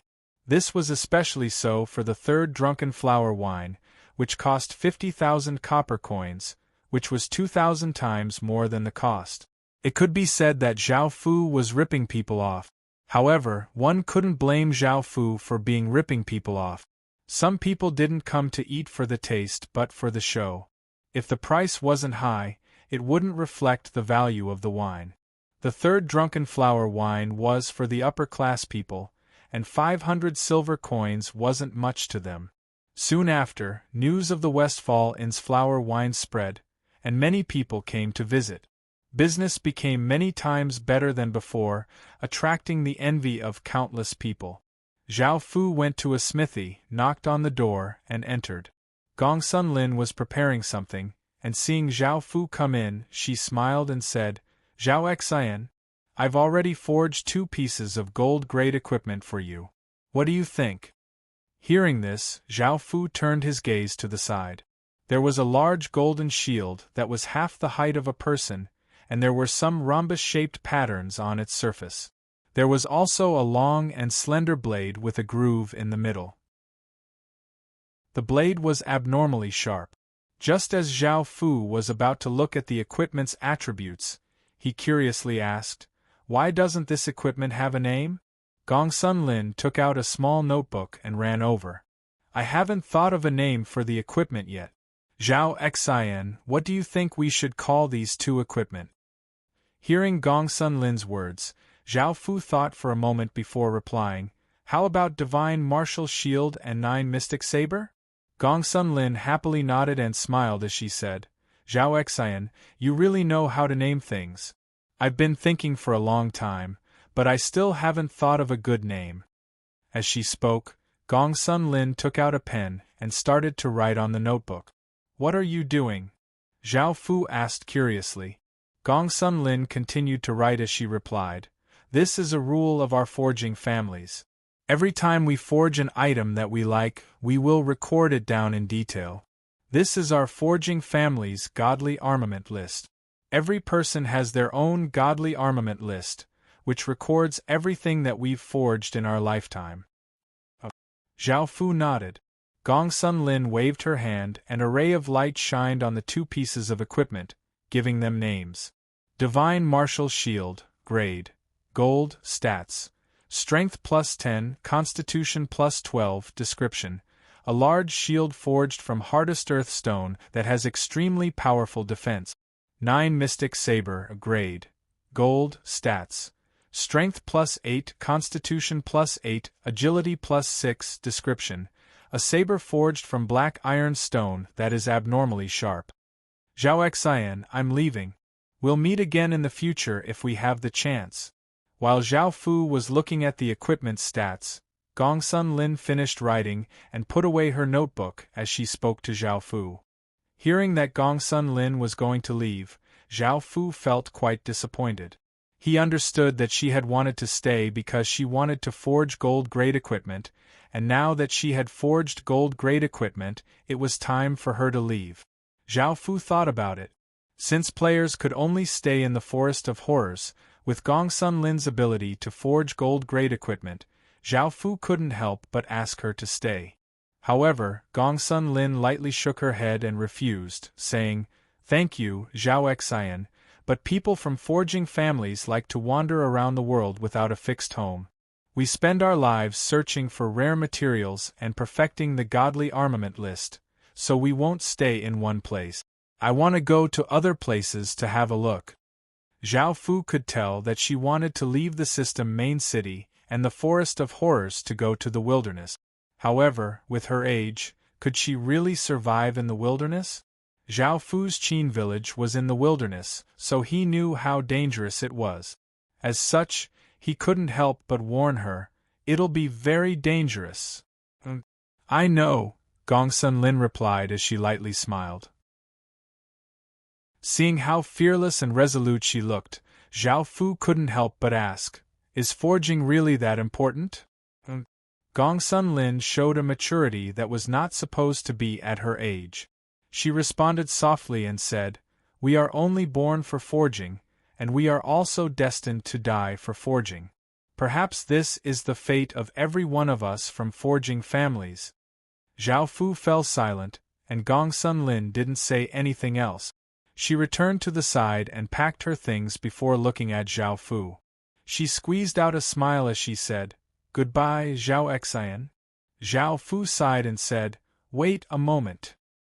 Hearing this, Gong Sun Lin nodded in confusion. Following this, Zhao Fu turned and left the smithy. After a while, Zhao Fu handed a ring to her. This was a ring that could store living creatures, and it was 10 times more expensive than a normal spatial ring. It also had less space than a normal spatial ring, only about 6 square meters. Within the ring was a high-quality black forest horse.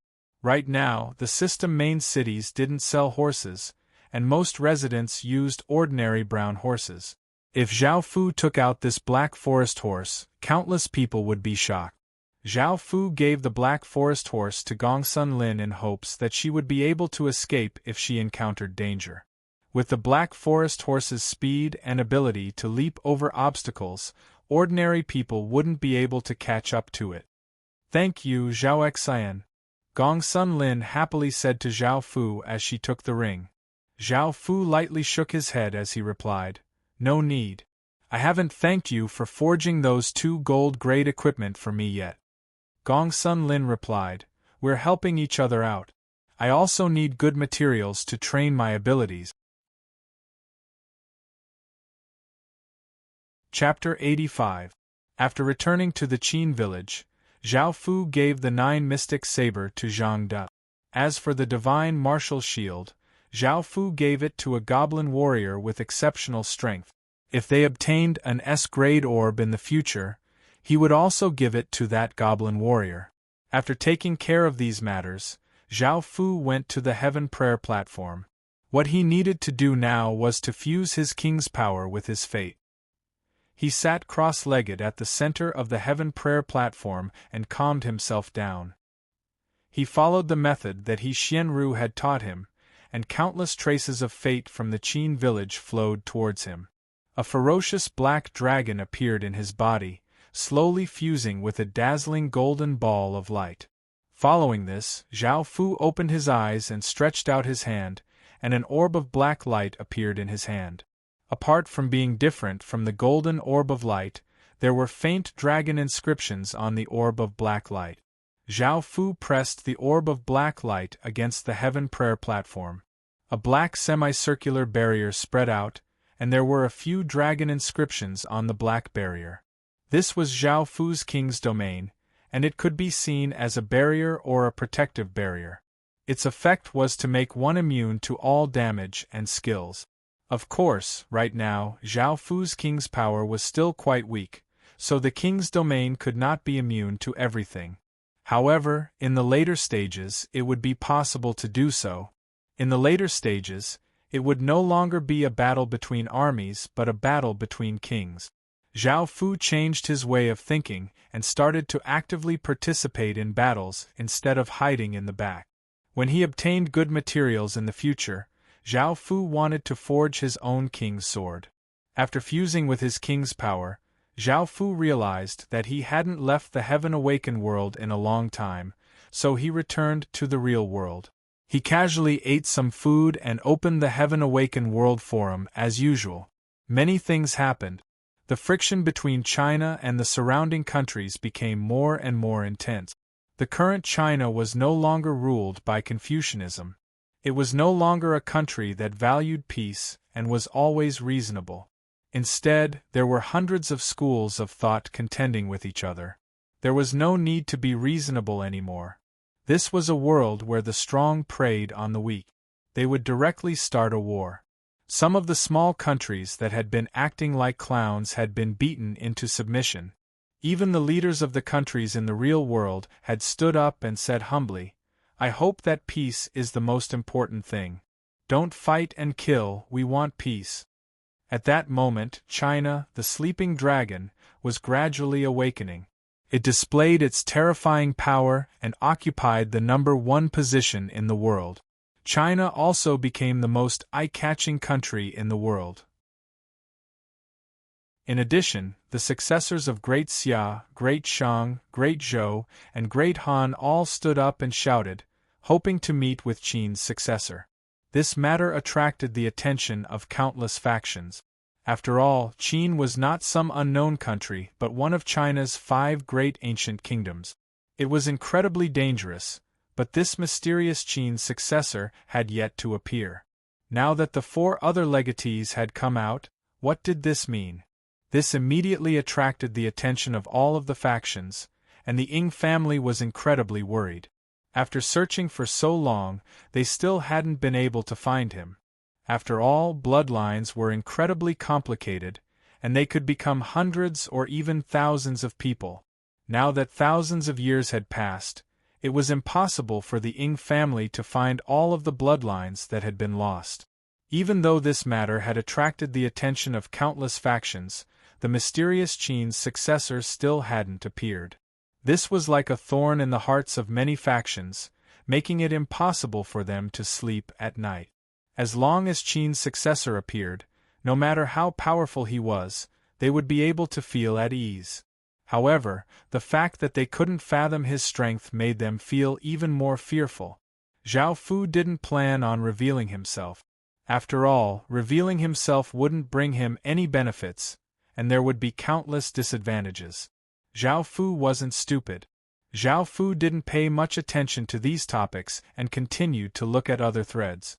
Suddenly, he saw a method to earn achievement points limitlessly. Limitless achievement points? Is that even possible? Zhao Fu felt quite curious and clicked on it. It said, "I'm going to tell you about a massive benefit. I'm going to teach you how to earn achievement points limitlessly in the Heaven Awakened world. If you don't have enough achievement points, take a look." There are 2 main ways to earn achievement points. One is by conquering villages, and the other is by killing powerful demon beasts. I'm going to show you the first method, which is to use conquering villages to earn achievement points. First, you need a city creation stone and a person to work with you. You would first use a city creation stone to create a village, then have someone attack it and conquer it. You would then attack and conquer it, and after doing this a few times, your achievement points would skyrocket. This method can only be used a few times. What I'm going to teach everyone is to farm achievement points without limit. So, listen carefully at home. Use the first method to farm achievement points a few times, then choose to migrate the village, then rebuild it, and then continue farming and migrate it again. This way, you can farm achievement points without limit.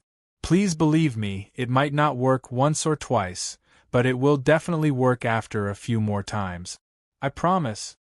He was absolutely not lying.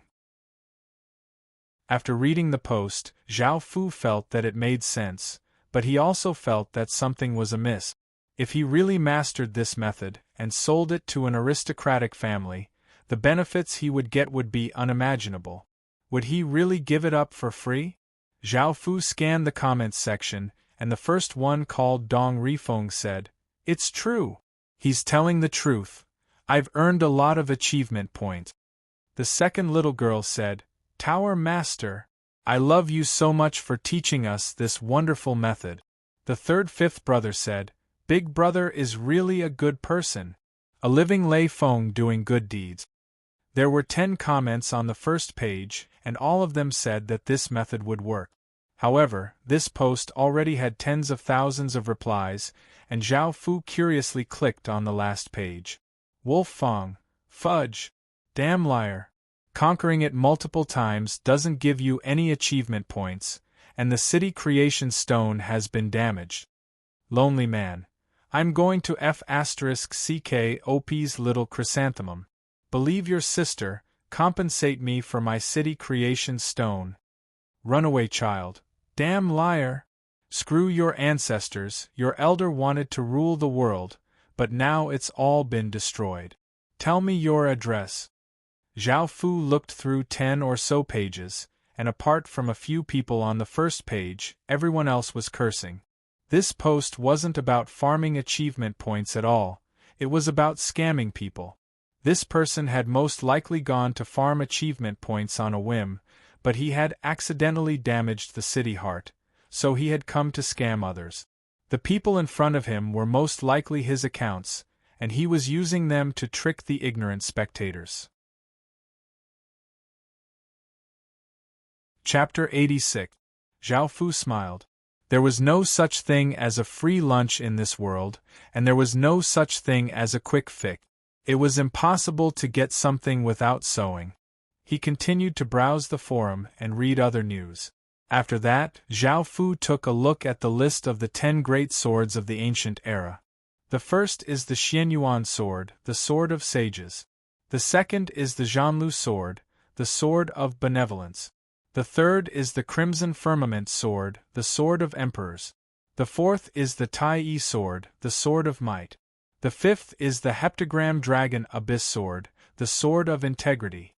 The sixth and seventh is the Ganjiang Moxie sword, the sword of true love. The eighth is the Yuchang sword, the sword of courage. Shadow-bearing sword, exquisite grace sword. These were only the top 10 swords. There were actually many more swords, such as the Gongbu sword, evil-slaying sword, gigantic crescent sword, Pan-Ing sword, heroic Chao sword, as well as the spring and autumn warring states period Go-Jia of the Yu Kingdom. There was also the sun-concealing sword, broken water sword, soul-turning sword, Xianjian sword, startling centipede sword, soul-vanquishing sword, evil annihilation sword, true steel sword, and the nine-crow sword, Azure Frost Sword, Mo Luobin Sword, Azure Dragon Sword, and so on. There were also many famous swords that did not need to be mentioned in detail. The sword was the symbol of the way of the king, while the saber was the symbol of the way of dominance. As such, most kings would wield a sword. Zhao Fu did not know if these ancient swords still existed, but each one was most likely a peerless weapon. When it came to weapons, Zhao Fu preferred swords. Perhaps in the future, he would also gather all sorts of rare materials and forge a few famous swords that would be passed down in the world. After looking through this information, just as Zhao Fu was about to close his computer and enter the heaven-awakened world again, a knock sounded out from outside, following which a voice said, "Mr. Zhao, our Miss Shi invites you over." Outside the door was the voice of the bodyguard who was responsible for protecting him. Zhao Fu didn't know what was going on, but he still went over. Following this, he saw Ying Shi elegantly sitting by a lake with a few female attendants beside her. Zhao Fu walked over and realized who he was, and he said, "Big Miss Shi, it's not a big deal. Why are you looking for me?" Ying Shi said unhappily, "Zhao Fu, I've already said that there's no need to be so polite. You're also a member of the Ying family, so just call me by my name." Now that he was living under someone else's roof, he had to do whatever the other party said. As such, Zhao Fu could only apologize and call out, "Ying Shi." Ying Shi lightly laughed as she replied, "There's a gathering in a bit, go prepare." Party? Zhao Fu did not want to go to such a gathering. Firstly, he did not like bustling places, and secondly, he was afraid that his identity would be exposed. He was afraid that he would meet someone who was proficient in fate, so Zhao Fu normally did not go out. Now that Ying Shi wanted him to go, Zhao Fu really did not want to go. As such, he cautiously said, "Ying Shi, I personally don't like crowds, so I'm sorry, Before Zhao Fu could finish his sentence, Ying Shi cut him off. "Yes, never mind. I'll take you to meet someone, and you can leave after that." Seeing that he could not refuse, Zhao Fu could only nod and agree. He followed a woman who looked like a housekeeper and changed into a suit. Following this, Zhao Fu waited in a room wherein she also changed into a snow-white dress and appeared before Zhao Fu. At this moment, she looked absolutely beautiful. She had a beautiful face and tender skin. She was wearing a snow-white dress and had a crystal necklace on her neck. She looked like a princess. However, Zhao Fu was not in the mood to admire her beauty, and he was currently thinking about what to do next. "Zhao Fu, let's go." Ying Shi had changed into a formal dress and saw Zhao Fu sitting there with his head lowered. Hearing this, Zhao Fu came back to his senses and nodded as he silently followed behind her. Following this, Zhao Fu and Ying Shi came to a large hall. The gathering had already started, and there were many handsome men and beautiful women present. All of them had extraordinary bearings, and they were most likely from the Ying family. When they saw Ying Shi, they all smiled and greeted her. Ying Shi smiled and responded, while Zhao Fu, who was behind her, was treated as a servant. Zhao Fu, wait for me here. I have something to do, Ying Shi suddenly said. Zhao Fu nodded and watched as Ying Shi walked to the front of the hall. There were a few elderly people and a few young people, most likely the successors of the Ying family's other branches. Zhao Fu stood at the center of the hall, and no one paid any attention to him. Zhao Fu did not mind at all, and he went to a secluded corner to avoid attracting as much attention as possible. You're Zhao Fu? Suddenly, a voice sounded out from behind him, and Zhao Fu curiously turned to look. It was a woman who was 1 or 2 years older than Zhao Fu. She was wearing a red dress, and her hair was tied up in a bun. She had red lips, and her facial features were quite beautiful, somewhat androgynous. She was breathtaking, heroic, and gave off a trace of domineeringness. Zhao Fu recognized this woman. She was the student president of his university, and she was called Wu Qingyang. He had met her a few times in the past, and he had never thought that he would meet her here. Zhao Fu nodded and called out, "Student president." Wu Qingyang smiled as she walked over and said, "There's no need to call me that here, just call me by my name. I was quite surprised when you dropped out of university, and I never thought that I would meet you here." Zhao Fu was also quite surprised to see her here, but what surprised him even more was that she had noticed him. From what Zhao Fu could remember, he had only met her a few times. "You also have the Ying family's bloodline?" Wu Qingyang walked over to Zhao Fu's side, and when she saw Zhao Fu's surprised expression, she lightly smiled as she asked, "You also have the Ying family's bloodline." This wasn't much of a secret, so Zhao Fu nodded. At the same time, he asked curiously, "You also have the Ying family's bloodline?" Wu Qingyang lightly shook her head as she replied, "I don't have the Ying family's bloodline, I have the Wu family's bloodline." Wu family? Zhao Fu didn't know which Wu family in history he was referring to, and he couldn't figure it out. "Qingyang." At that moment, Ying Shi finished her work and called out to Wu Qingyang, who was standing next to Zhao Fu. Wu Qingyang turned and smiled at Ying Shi as she said, "Lil Shi." Seeing that the two women seemed quite familiar with each other, Zhao Fu didn't say anything else and stood there. Ying Shi walked over and looked at Wu Qingyang and Zhao Fu as she smiled and said, "I wanted to introduce you two to each other. I didn't think that you already knew each other." "Lil Shi, you're saying that the person from before was Zhao Fu?" Wu Qingyang turned to look at Zhao Fu in surprise as she asked Ying Shi. Ying Shi smiled and nodded as she nodded. Wu Qingyang thought about it and understood, and she smiled as well. Chapter 87. Looking at Zhao Fu's departing figure, Wu Qingyang slightly smiled and said, "Lil Shi, if it's Zhao Fu, you won't be able to completely control him." Ying Shi felt quite surprised and asked, "Why is that?" Wu Qingyang turned to look at Ying Shi and smiled domineeringly as she said, "Because he's the man I've set my eyes on." "Did something happen between the two of you?" Ying Shi lightly laughed as she asked. "Some small things happened, but I'm more interested in his potential. His golden scales aren't just for show, and he has the potential to become a dragon. I have a feeling that his name will be known throughout the world in the future," Wu Qingyang replied as she smiled. "Really? Why don't I feel that way?" Ying Shi asked curiously. Wu Qingyang looked at Ying Shi as she replied, "That's because you haven't seen through him yet. My feelings have always been right. If you don't believe me, we'll wait for that day."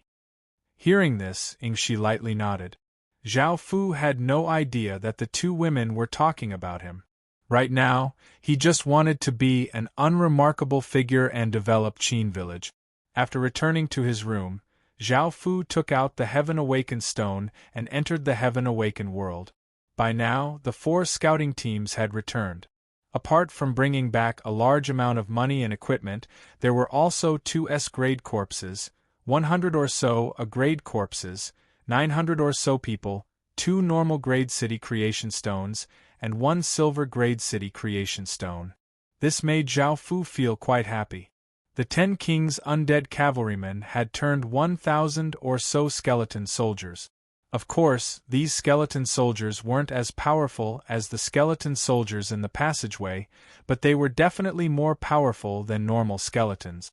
Most of the skeleton soldiers were still holding weapons like iron swords and sabers. Now, Zhao Fu had 30 villages, and they had around 18,000 people. With so many people, he didn't have to worry about food. With the various stat bonuses from Qin Village, the crops would mature in a month, and the production would be doubled. The territory of Qin Village was more than 300 square miles. The crops planted in it all enjoyed the attribute bonus of Qin Village. Therefore, food was the least lacking resource for many forces. Zhao Fu did not continue to expand the army, as 5,000 soldiers were already enough.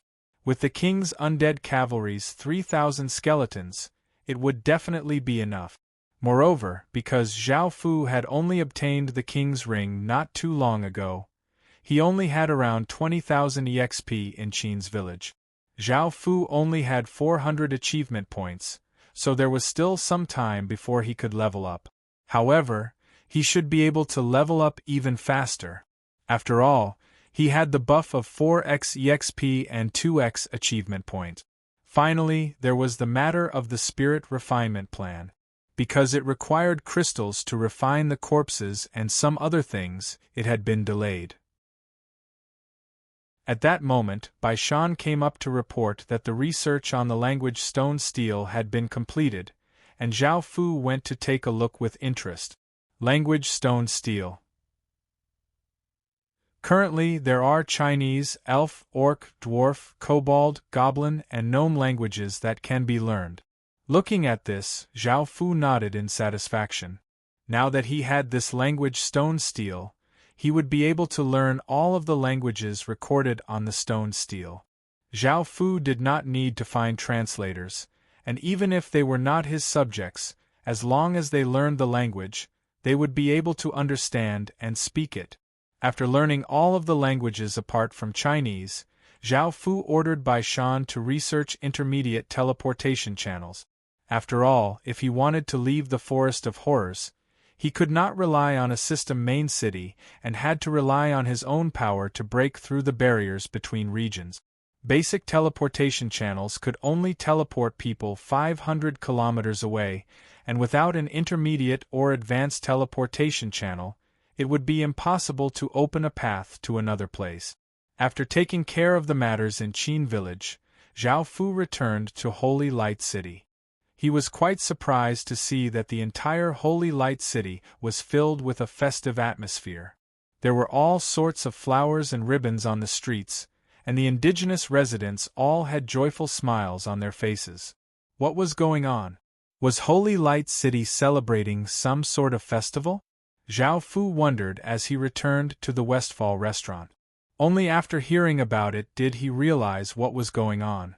This was a festival in the Heaven Awakened world called the 10,000 Flower Festival. The 10,000 Flower Festival lasted for 7 days, and during those 7 days, all of the flowers in the Heaven Awakened world would bloom together.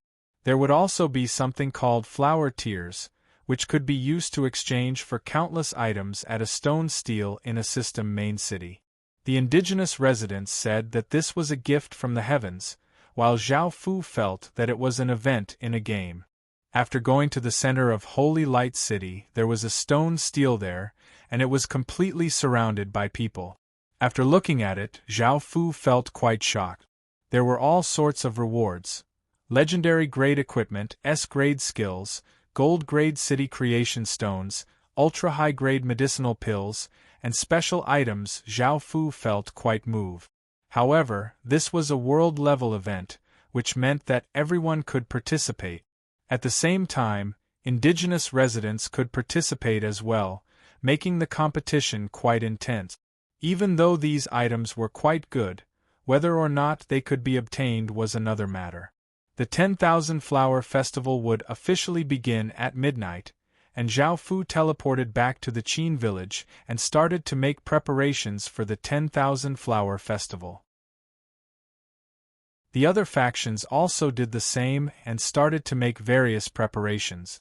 At midnight, a large and round moon hung high in the sky. The bright moonlight made it so that even though it was nighttime, it was not dark at all.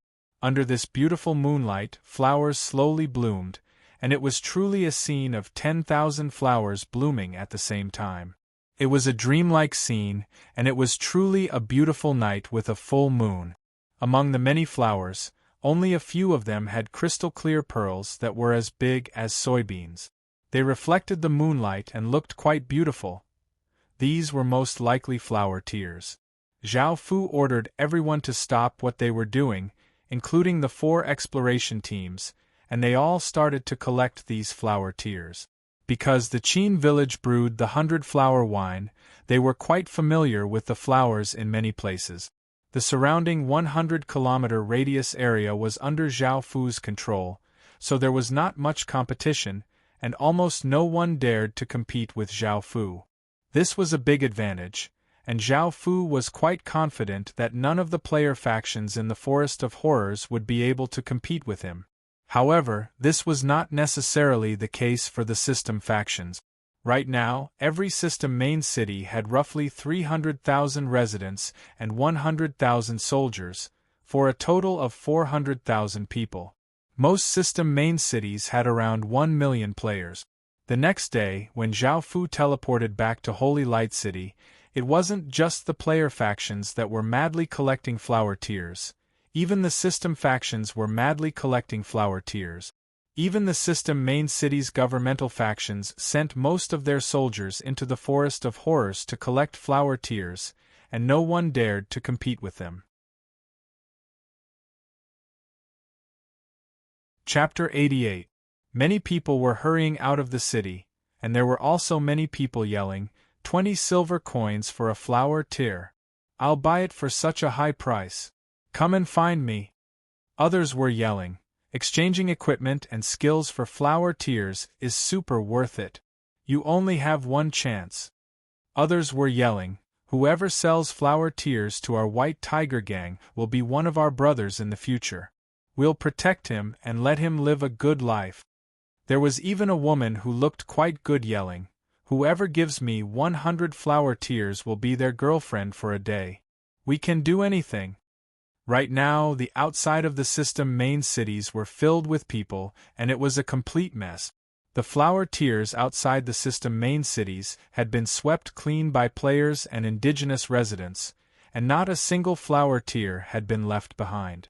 Just think about it, if 1 million or so people searched every inch of the ground, how could there be a single flower tier left behind? After all of the flower tiers near the system main cities had been swept clean, some people started to leave the system main cities, which made it even more dangerous. After all, not only did they have to be careful of other outlanders, but they also had to be careful of other people stealing them. Most people wouldn't hold back just because they obtained flower tiers. In front of such great benefits, most people wouldn't hold back. If someone was robbed, no one would help them. Only by bringing back flower tiers and exchanging them for flower tier points would they be yours.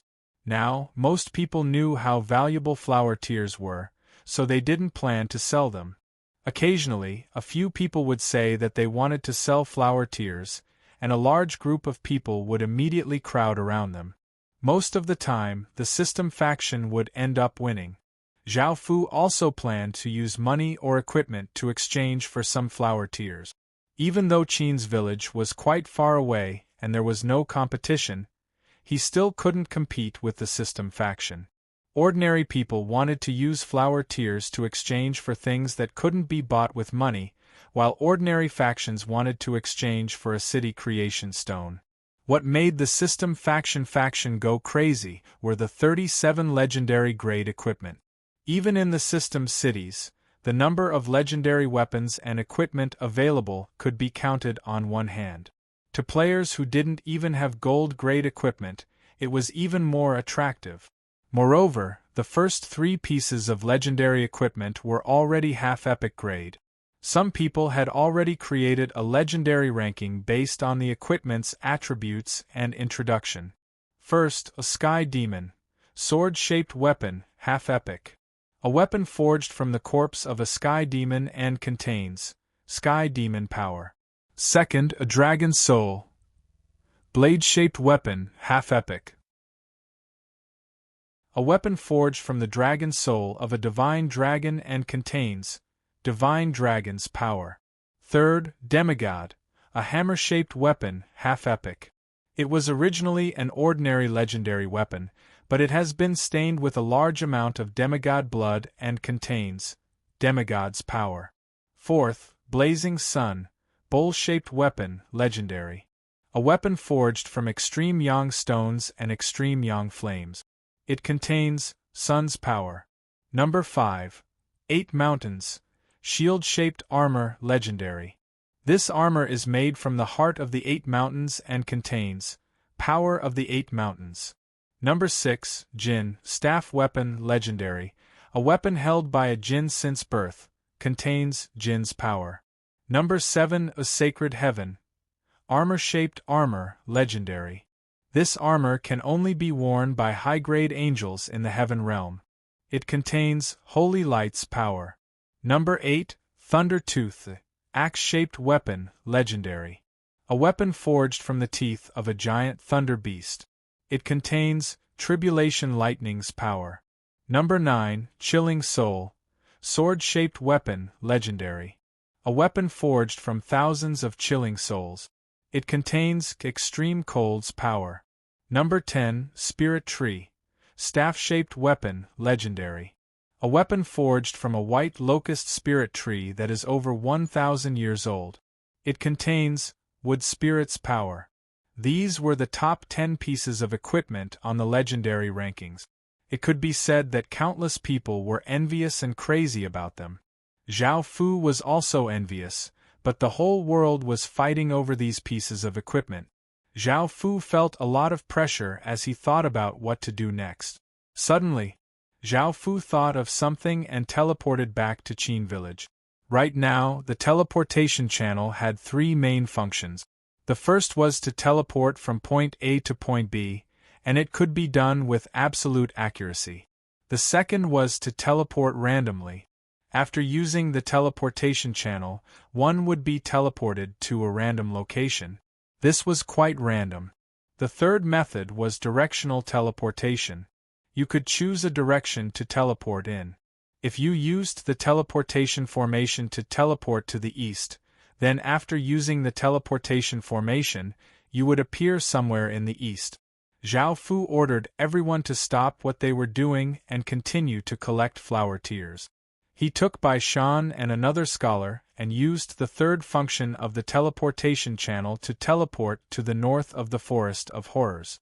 Because basic teleportation channels could only teleport 500 kilometers away, Zhao Fu appeared in a mountainous region to the north of the Forest of Horrors. He was 500 meters away from Qin village, and Zhao Fu found a hidden place and ordered Bai Shan and the other scholar to quickly build a teleportation channel. Half an hour later, Bai Shan and the other scholar hurriedly finished building a teleportation channel. Following this, Zhao Fu took Bai Shan and the other scholar and used the third function of the teleportation channel to teleport another 500 kilometers to the north of the Forest of Horrors. This time, Zhao Fu appeared near a waterfall. Zhao Fu didn't waste any time and found a cave before ordering Bai Shan and the other scholar to quickly build a teleportation channel. After this teleportation channel was built, Zhao Fu took Bai Shan and the other scholar to teleport to the north of the Forest of Horrors. After doing this 20 or so times, they were teleported to a mountain forest. Just as they arrived, they heard the howls of wild beasts, and 30 or so orcs carried a few wild boars and walked to the side.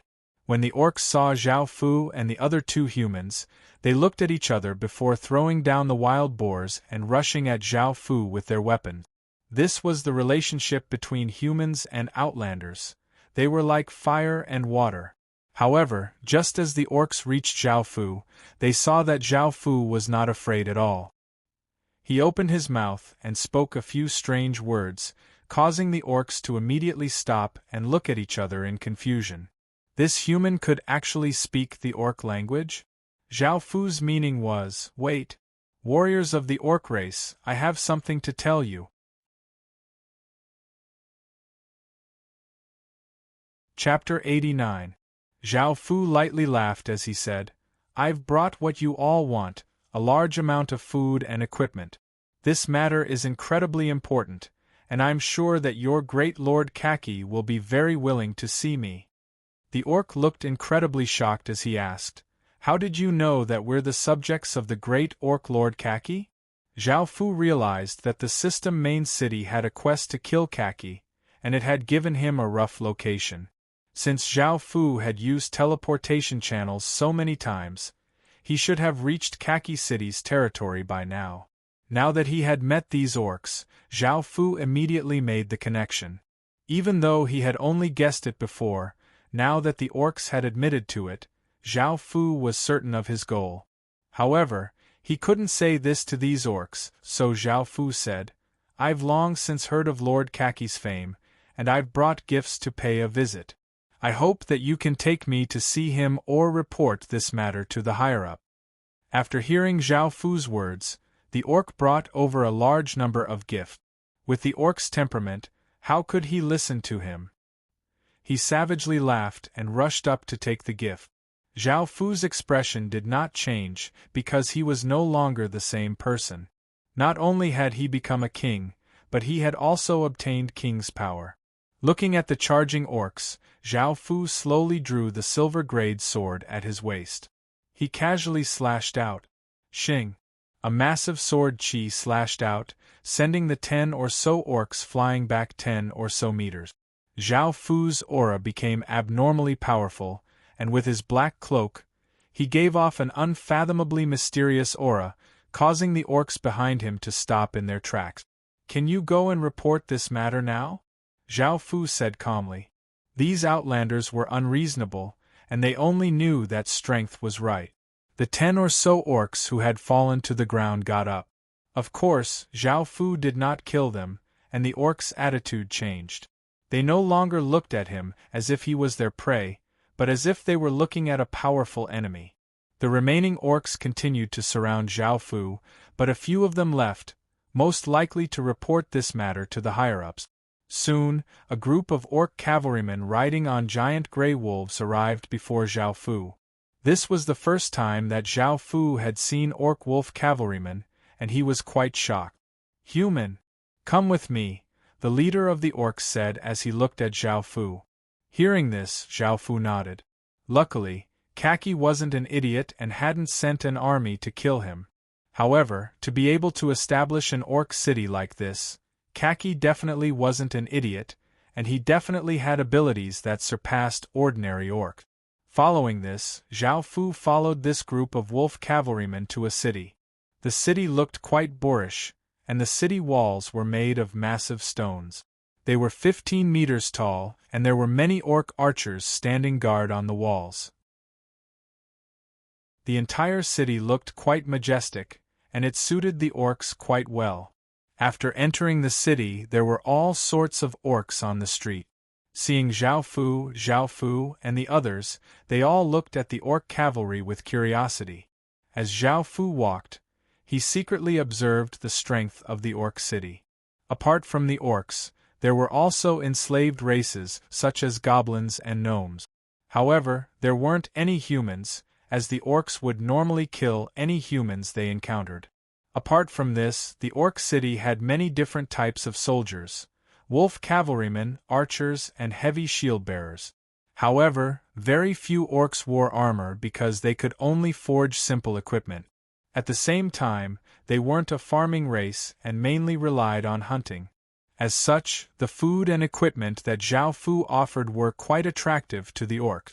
As they continued onwards, Zhao Fu saw a few orc shamans on an altar, waving their wooden staffs that were covered with bones. Rays of green light shot out, and they seemed to be carrying out some sort of ceremony.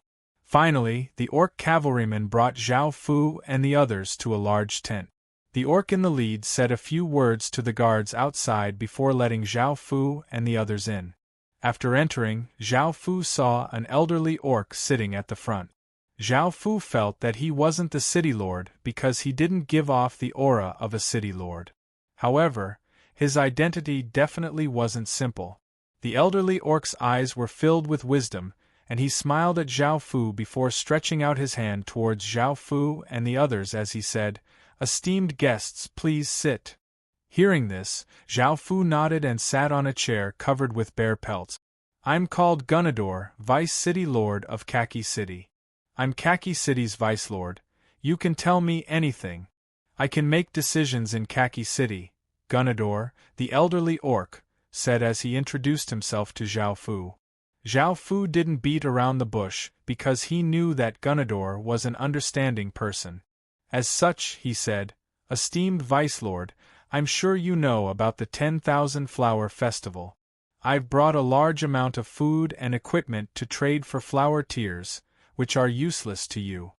Because the exchange stone steels could only be found in system main cities, even if the Outlanders obtained flower tears, they wouldn't be able to trade for them. As such, it could be said that flower tears were useless to the Outlanders." Zhao Fu had thought of this, which was why he had boldly come to Orc City to trade. Gunador smiled and nodded. Orcs didn't know how to grow crops, so they relied on hunting. Adding on the fact that all orcs had large appetites, they lacked food. At the same time, they didn't know how to forge exquisite equipment, so they could only use crude equipment. Since flower tears were useless to the Outlanders, it was better to trade them for things that the Orc City needed. Gunador knew this very well. He had long since guessed why Zhao Fu had come, which was why he had personally come to meet him. Now, it was time to discuss the exchange rate between flower tears and food. After bargaining for a while, Zhao Fu and Gunador concluded their conversation. Chatting with smart people was quite enjoyable. Zhao Fu took out thousands of kilograms of food and hundreds of pieces of equipment from his king's ring. These were all equipment that he had obtained from Qin village, as well as equipment that he had obtained from the passageway. Only a small portion of the equipment was made from bronze concentrate. Now that Zhao Fu's king's ring had fused with the king armament shard, it had gone from 300 square meters of space to 10,000 square meters of space. After taking out these items, Zhao Fu smiled and cupped his hands as he said, "These are just a small greeting gift for Vice Lord. I hope we can work together in the future." Yes. Gunador smiled and nodded because there would indeed be many opportunities for them to work together in the future. Following this, Gunador gave Zhao Fu a command medallion. With this command medallion, Zhao Fu could see him at any time, and Zhao Fu accepted the command medallion. Following this, Zhao Fu ordered Bai Shan and Gunador to build a teleportation channel to Qin village. Zhao Fu had made this teleportation channel so that non-residents of Qin village couldn't use it, and it was located in a hidden location. Now that he had 200,000 or so orcs working for him, Zhao Fu felt incredibly happy. Moreover, Zhao Fu didn't have to worry about the Orc City growing too big, as that was something that the three main cities had to worry about. Perhaps it would be difficult for a single main city to take down the Orc City, but with the three main cities working together, destroying the Orc City would be a simple matter. Chapter 90.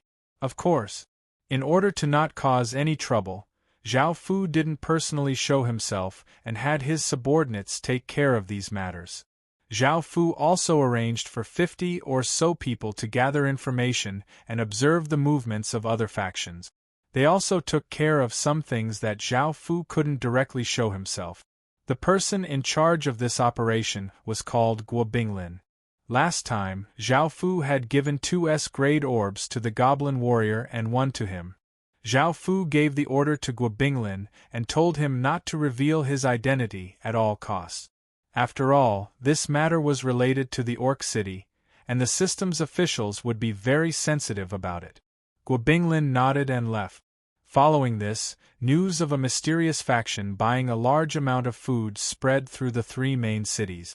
Many factions felt that this news was quite strange, but because they needed large amounts of money to buy flower tiers, most factions had plenty of food. Normally, no one would want their food, but now that someone was buying it, many factions were happy to hear about this. As such, the various factions started to sell their food, and Zhao Fu didn't refuse any of them. After all, the price of food was quite low, and it didn't cost much money. Now, all of the factions were collecting flower tiers, and Zhao Fu was no exception. He also quickly collected flower tiers because he also wanted the equipment on the legendary rankings. Late at night, Zhao Fu ordered Li Si to calculate their gains for the day. Li Si did a rough calculation and reported, "Your Majesty, this time, Qin village has collected roughly 100,000 flower tiers." Hearing this, Zhao Fu sighed. If it was any other faction, they would be delirious with joy, but Zhao Fu could only sigh. Qin village already had a great advantage in obtaining 100,000 flower tiers, but this was far from enough. One flower tier could be exchanged for 10 flower tier points, so 100,000 flower tiers were only worth 1 million flower tier points. The equipment on the legendary rankings was worth at least 30 million flower tier points, and the 10,000 flower festival only lasted for 7 days. Based on the 100,000 flower tiers per day, that would only be 7 million flower tier points, which was definitely not enough for Zhao Fu. Now, Zhao Fu could only place his hopes on the orcs. Moreover, among the flower tiers he had collected today, there were 5 special flower tiers. They weren't transparent but rather pink. A pink flower tier could be exchanged for 1,000 flower tier points, which was equivalent to 100 flower tiers. Apart from this, 10 pink flower tiers could be fused to obtain a type of Flower Fairy's Blessing. Flower Fairy's Blessing. Effectiveness. 3 years. Description. The Flower Fairy's Blessing increases the growth rate of flowers in your territory by 100% and slows the withering rate of flowers by 100%. There is a very small chance of attracting flower spirits. On the surface, this blessing didn't seem to be very useful. Apart from beautifying the environment, it didn't seem to do much. The only benefit to Qin's village was that they didn't lack ingredients to brew the 100-flower wine anymore. Zhao Fu felt that the best effect of this blessing was the last one, which was there is a very small chance of attracting flower spirit. What are flower spirits? Zhao Fu wasn't too sure about them, but he guessed that they were probably very useful creatures. At that moment, a soldier came up and reported that He Xianru wanted to see him. Zhao Fu felt quite confused, but he still teleported back to Holy Light City. What is it? Zhao Fu went to the 3rd floor of the Westfall restaurant and saw He Xianru sitting under the moonlight. There were some dishes and a bottle of wine on the table beside her. He Xianru smiled and said, "Your Majesty, please sit and eat. We'll talk while we eat." Hearing this, Zhao Fu nodded and sat down at the table. At that moment, He Xianru stood up and poured a cup of wine for Zhao Fu before asking, "Your Majesty, are you worried about the flower tiers?" "Your Majesty, are you worried about the flower tiers?" Zhao Fu smiled and said, "I really can't hide anything from you. I'm just feeling quite vexed about this matter. With the amount of flower tiers we have right now, we won't be able to obtain a legendary grade piece of equipment." "Your Majesty, I have an idea," He Xianru said softly. Zhao Fu asked in surprise, "What method do you have?" "Your Majesty, do you know about the Heaven Prayer Platform?" He Xianru asked. Hearing this, Zhao Fu nodded. At that moment, He Xianru explained, "The Heaven Prayer Platform isn't only used to increase stats. Its true purpose is to connect with the heavens and earth and communicate with the heavens and earth." Hearing He Xianru's words, Zhao Fu suddenly understood and asked, "How do we do this?" He Xianru explained everything to Zhao Fu. After hearing He Xianru's explanation, Zhao Fu immediately got up and ordered people to make preparations. Your Majesty, this can only be done when the sun rises tomorrow, so there's no need to rush. You still haven't tried the dishes I've made yet. He Xianru said softly as she smiled. Zhao Fu understood that he had been too anxious, so he apologetically smiled and sat back down at the table. He downed the cup of wine on the table, and He Xianru once again poured another cup for Zhao Fu. Elsewhere, a handsome, white-faced young man with an extraordinary aura stood on the heaven prayer platform. He was the great Xia's legatee, CG. Beside CG was a young man who gave off a mysterious aura and was fiddling with an 8 trigrams plate. This young man's background wasn't small, and it was rumored that he was a descendant of Fuxi and was proficient in the 8 trigrams divination technique. Elsewhere, there was a young man with a well-built body and a chiseled face. He gave off a cold and domineering aura as he stood naked on top of a building. At that moment, a few incredibly beautiful women wearing only a thin veil pulled Di Wutian into a room and said, "Your Majesty, don't worry, we sisters will handle everything. Don't worry, there's us sisters here. Just enjoy yourself." These women seemed to have extraordinary backgrounds, and it was rumored that they were from the green-tailed fox bloodline. Within another room, a handsome young man lightly smiled as he chatted with a white-haired, celestial-looking elder. He was Ji Shenming, and the elder next to him was a legendary figure, Jiang Zia. Elsewhere, a delicate-looking young man and a scholarly young man were also chatting. He was the great Han's legatee, Lu Yi, and the other was a member of the Confucian faction, Li Mo. Most of the Confucian faction had joined the great Han dynasty, and because Lu Yi continued to reject the 100 schools of thought, the Confucian faction would be greatly valued here. Chapter 91. Dawn. The air was fresh, and the sky in the distance gradually turned white. There was still a crescent moon in the blue sky. The residents of Qin village came to the heaven prayer platform. There were a few flags on the heaven prayer platform, and there was a red carpet on the step. There were rows of valiant soldiers standing around the platform. His Majesty has arrived. A loud and clear cry sounded out, and both the residents and the soldiers knelt down. Zhao Fu wore a black golden dragon crown and a black golden dragon robe, giving off the majesty of an emperor. Behind him, Bai Qi, Li Si, and many other generals appeared. After arriving at the heaven prayer platform, Zhao Fu slowly walked up the steps, and Bai Qi, Li Si, and the other generals also knelt down. Step by step, Zhao Fu's mind was clear and bright as he walked up to the heaven prayer platform. By now, there was already an incense burner, candles, and offerings on the platform. Zhao Fu stepped onto the top of the heaven prayer platform, and the golden sun slowly rose in the east. A golden ray of sunlight seemed to break through all darkness. It passed through the mountains and rivers and shone on Zhao Fu's body. Zhao Fu was covered by the golden light, and he seemed to glow. At this moment, Zhao Fu not only gave off the majesty of an emperor, but also a sense of divinity. Zhao Fu walked to the side of the incense burner and lit 3 incense sticks. He held the 3 incense sticks and said, "Today, in the name of the legatee of the Qin Empire, I hold the first heaven prayer ceremony. We subjects believe in the heavens, and we hope that the heavens will understand our sincerity."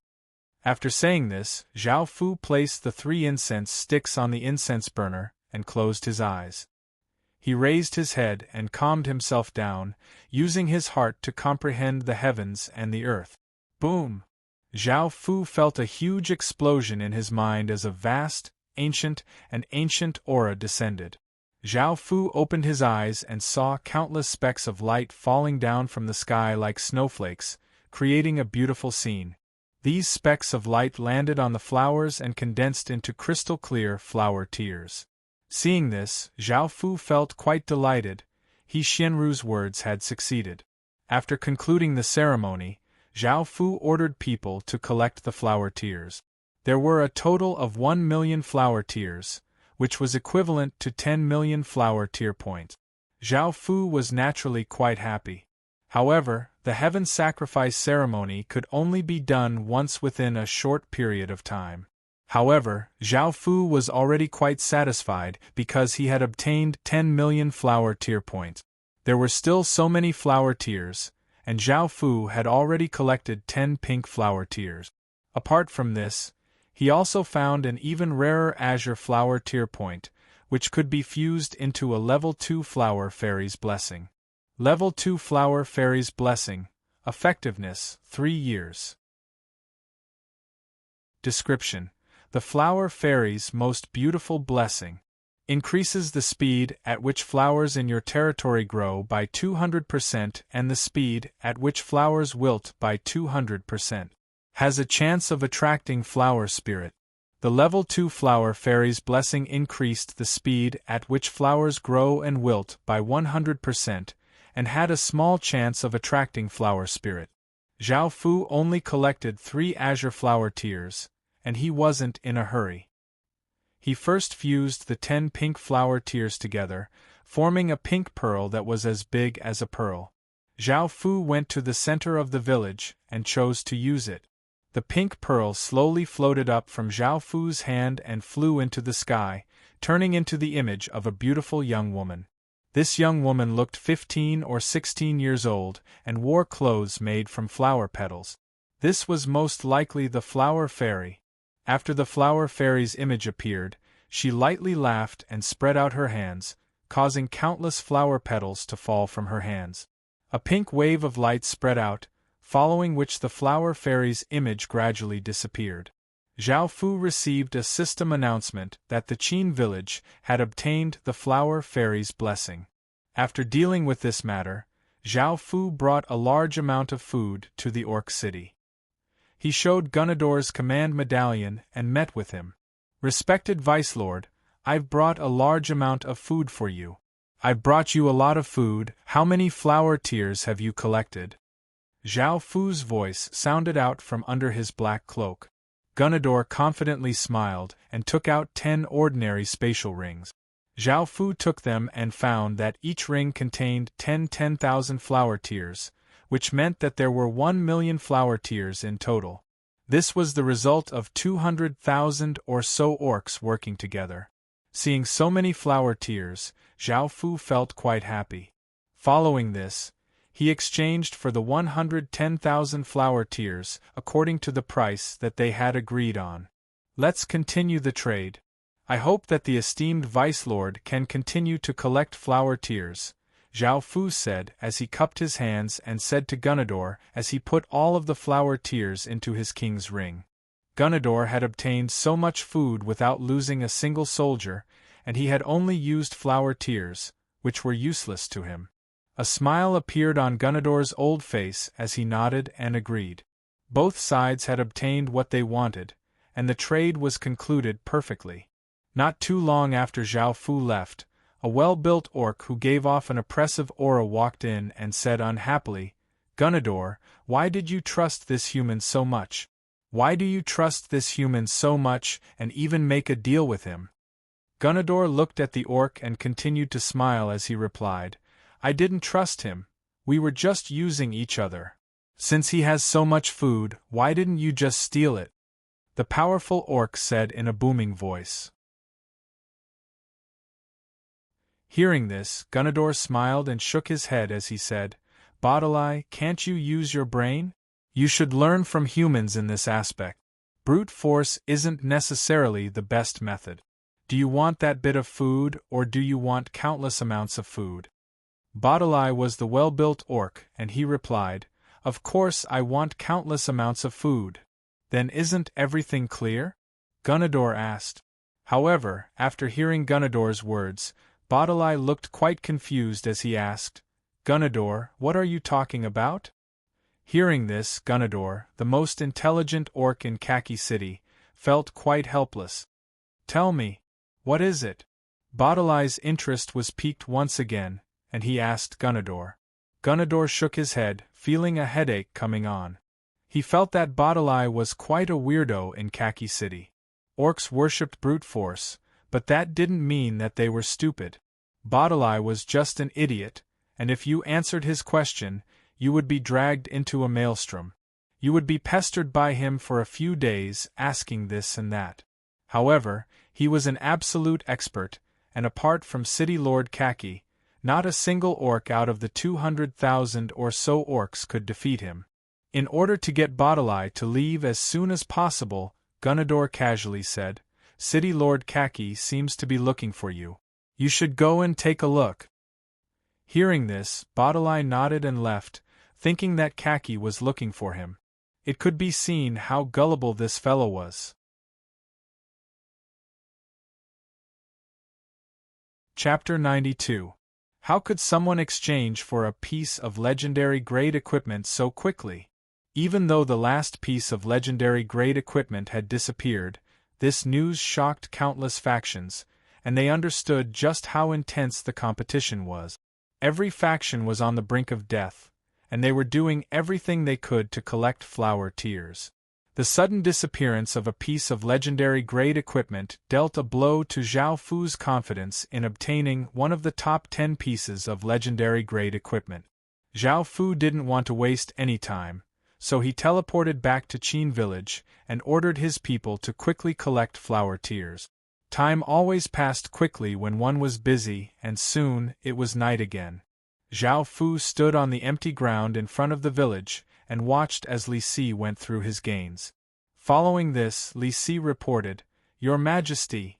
Li Si then reported, "Your Majesty, we've collected 150,000 flower tears in total."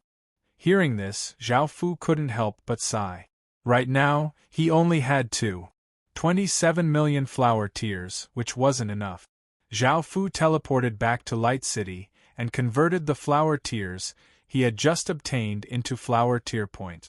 He then went to the exchange stone steel and saw that 2 of the 37 pieces of legendary-grade equipment had disappeared. Including the one from before, 3 pieces of legendary-grade equipment had disappeared. After looking at the 3 pieces of legendary-grade equipment that had disappeared, Zhao Fu was just about to leave when he heard someone call out to him from behind. He turned and saw that it was Jiang Ro. "What is it?" Zhao Fu asked softly as he looked at Jiang Ro. Jiang Ro looked to the side and suddenly pulled Zhao Fu to an empty corner, causing Zhao Fu to feel quite confused. "This is for you." At this moment, Jiang Ro handed over an ordinary spatial ring. Zhao Fu received it and found that there were roughly 6,000 flower tears inside. Seeing this, Zhao Fu immediately returned it to Jiang Ro. Jiang Ro said with a strange expression, "Zhao Xan, don't tell me you don't lack flower tears? Don't worry, this belongs to me. It doesn't belong to the Jiang family." Hearing this, Zhao Fu couldn't accept it even more. Even though he desperately needed flower tears, every large family desperately needed flower tears. If Jiang Ro's actions were discovered by the Jiang family, she would definitely be criticized, and her days would be even more difficult. Zhao Fu was quite touched by her actions. Since Jiang Ro treated him as a friend and was willing to take such a risk to help him, how could Zhao Fu let her fall into such a situation? Zhao Fu chuckled and shook his head. He did not give any reason and only said, "Thank you." Seeing this, Jiang Ro had no choice but to put the storage ring away. The two of them chatted about their respective situations and gradually relaxed. Zhao Fu was no longer as anxious as before, and Jiang Ro was no longer as stressed and tense as before. Then, the two of them smiled and ended the conversation. The next day, Zhao Fu brought a large amount of food to Gunador's tent. Apart from Gunador, he found that there was also an abnormally powerful orc. This orc gave Zhao Fu a powerful sense of oppression that was more than 10 times that of a stage 1 soldier in a main city. This orc caused Zhao Fu's pupils to contract because he could sense that this orc's cultivation was definitely above stage 3. However, Zhao Fu's expression did not change because his greatest trump card was his nation armament. "Respected Vice Lord, I've brought a large amount of food. I've brought a large amount of rations this time." How are your flower tears? Zhao Fu walked into the tent and cupped his hands as he smiled and said to Gunador. Gunador also smiled and said, Esteemed guest, I've long since prepared them. After saying this, Gunador took out 12 storage rings. Seeing this, Zhao Fu felt quite delighted and took a look. Sure enough, there were 120,000 flower tears, and he also took out a large amount of food to exchange. After completing this transaction, Zhao Fu felt quite strange. The powerful orc next to Gunador had not said anything the entire time, and he only sat there with his mouth closed and his eyes staring at Zhao Fu. Zhao Fu felt that there was something wrong with this fellow's mind. Following this, Zhao Fu decided to leave.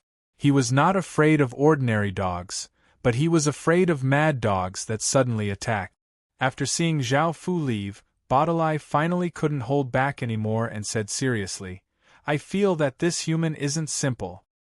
Hearing this, Gunador felt quite surprised and asked, How do you know?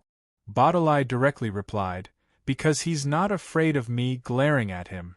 Gunador was speechless and ignored Baudelaire, and he continued to collect the food that he had just obtained. After returning to Qin village, Zhao Fu rode on Little Black and Little Gray, and he decided to personally look around to see if there were any unexpected gains.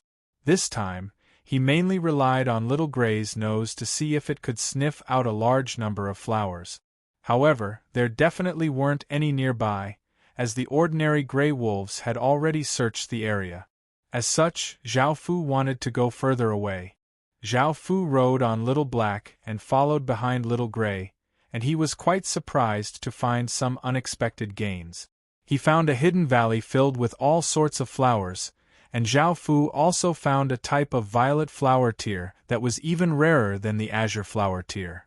This violet flower tear was as big as a marble, and it floated above a bright red rose, giving off a mysterious and noble violet light. After using 10 violet flower tears, one would receive the Level 3 Flower Fairy's Blessing. Level 3 Flower Fairy's Blessing. Effectiveness: 3 years. Description: the Flower Fairy's most beautiful blessing. Increases the speed at which flowers in your territory grow by 400% and the speed at which flowers wilt by 400%.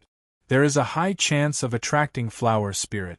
The Level 3 Flower Fairy's Blessing gave even more stat bonuses, reaching 400%, and there was a high chance of attracting flower spirit.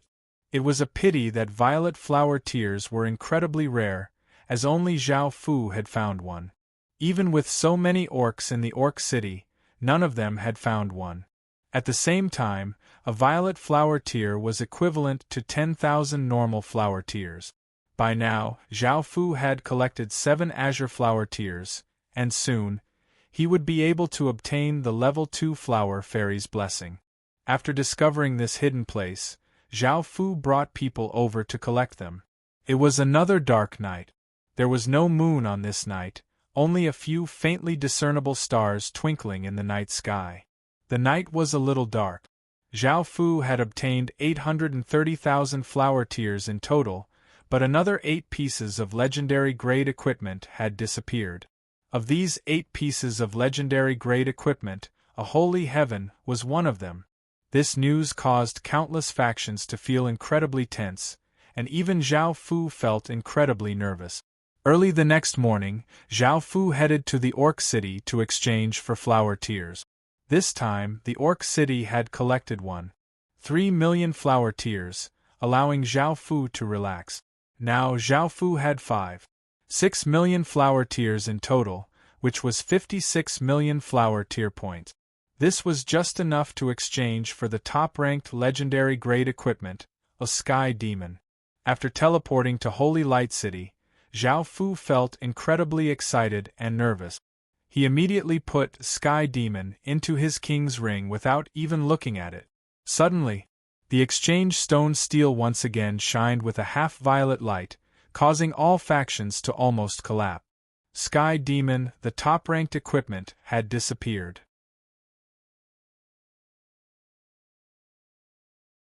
Chapter 93. How is this possible? The countless faction leaders stared at the Sky Demon in shock. Now that the top-ranked equipment has disappeared, what about the second and third places?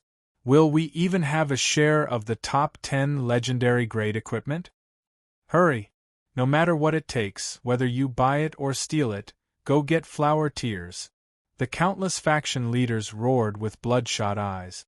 The disappearance of the top-ranked Sky Demon was a massive blow to them, and it was not something that the 7th-ranked Sacred Heaven could deal with. Sacred Heaven's disappearance had pushed all of the factions to their limits, and it was a sign that the top 10 pieces of equipment were no longer safe. They were on the verge of collapse, and it was possible that they would be taken soon. However, now that even the top-ranked Sky Demon had disappeared, it was possible that all of the remaining legendary grade equipment would disappear in the next second and be taken by someone else. How could their hearts not beat wildly? Many of the player forces guessed that a super-powerful official force had taken action. The city lords of the system forces were also somewhat surprised. They, too, had placed great importance on the first 3.5 pieces of epic equipment. They had never thought that the top-ranked Sky Demon would disappear. Following which they took action. C.G. Di Wutian, Ji Shinming, and Lu Yi had been determined to obtain the Sky Demon. After all, swords were the symbol of kings, and China had 5,000 years of history with sword. The top-ranked Sky Demon was a sword, and it was a half-epic grade equipment. They had thought that with this sword, the Sky Demon would follow them to slash through thorns and vines, pave the way for kings, and witness their achievements. But now that the Sky Demon had been exchanged, it was a huge blow to them. The four people's originally confident faces turned pale, but what followed was an even greater blow. Because of Zhao Fu, the system faction leaders also acted. The top 6, Dragon Soul, Demigod, Vast Sun, 8 Mountains, and Giant Spirit all disappeared. This not only caused CG and the others' faces to become even paler, but it also caused all of the player faction leaders' faces to become pale. Adding on Sacred Heaven, who had disappeared first, there were now only 8 pieces of equipment. Thunder Fang, 9 pieces of equipment, Frigid Soul, and 10 pieces of equipment, Spirit Tree. The remaining 3 pieces of legendary grade equipment would face an even more intense competition. Of course, Zhao Fu didn't know this. After exchanging for the Heavenly Devil, he was also very excited and happy. He directly teleported back to Qin Village. When the generals learned that Zhao Fu had already exchanged for the first-ranked Heavenly Demon, they were all delighted. At this time, Zhao Fu also took out Sky Demon. This was a pure black sword that was 1 meter long. The blade gave off a demonic light that seemed to devour people. The hilt and blade were connected to each other in the shape of a demon, and the hilt was covered in black scales. It felt cold to the touch, and the entire sword gave off the feeling of a demonic sword that gave off an evil, cold, and murderous aura. Suddenly, the Heavenly Demon let out a series of sword cries, and the sword trembled violently. It broke free from Zhao Fu's hand and stabbed into the ground. Following this, a large amount of demonic qi came out from the sword and flowed into the ground. The ground seemed to be dyed with ink, becoming pitch black. This blackness gradually spread out, covering everything within a 10-meter radius. A figure slowly appeared, standing on the hilt of the Heavenly Demon's sword. It slowly spread out its large pair of black wings, revealing its appearance. She looked like a female demon and had a tall and slim figure. She had jet-black waist-length hair and a pair of argali horns on her head. Her face was incredibly beautiful, and it was a suffocating beauty. She also had a mouth full of fangs and a pair of blood-red vertical pupils. She coldly looked at Zhao Fu and said in a slightly arrogant tone, "Human, you're not worthy to be called a human. You want to control me?" Looking at this demon, Zhao Fu remembered the introduction of the Heavenly Demon. It was created from a Heavenly Demon's corpse, and the Heavenly Demon was most likely the demon in front of him. More accurately speaking, it was a sword spirit. She was a Heavenly Demon, but she had been killed by something. Not only had her corpse been made into a weapon, but even her soul had been sealed into a sword spirit. Zhao Fu did not like her arrogant tone and her condescending attitude, so he expressionlessly coldly harumphed and stepped out, causing a black dragon inscription barrier to spread out. Zhao Fu's king's domain was 30 meters wide, and it suppressed the heavenly demon's sky demon domain. The heavenly demon was given a big fright and started to resist. However, Zhao Fu once again coldly harumphed and unleashed his king's domain. The black dragon inscription barrier expanded to 50 meters, and the sky demon domain collapsed, turning into traces of demonic qi and dissipating. The heavenly demon's face was quite pale, and its blood-red vertical pupils stared at Zhao Fu, wanting to say something. Zhao Fu grabbed at the air towards the heavenly demon's sword, and the heavenly demon's body turned into a ray of black light and entered the sword. A formless energy grabbed onto the heavenly demon's sword, causing it to automatically fly into Zhao Fu's hand. Suddenly, a voice sounded out in Zhao Fu's mind. Human, I never thought that you would obtain king's power. Human, I never thought that you would obtain king's power, but if I was at my peak, I wouldn't be afraid of you. Zhao Fu sent his king's power into the heavenly demon sword, and the heavenly demon within became obedient. Only then did Zhao Fu look at the heavenly demon sword stats. Sky demon sword, grade. Half epic, stats. Strength plus 20, intelligence plus 15, constitution plus 10, agility plus 10, description. An extremely powerful demonic sword forged from a heavenly demon corpse. This sword's stats were incredibly close to epic-grade equipment, and it just lacked an opportunity. Zhao Fu suddenly thought of the general soul. This general soul was equivalent to 10 soldier souls, and he only needed 10 to fuse a general armament. However, the purity of a general soul's power was far greater than that of 10 soldier souls.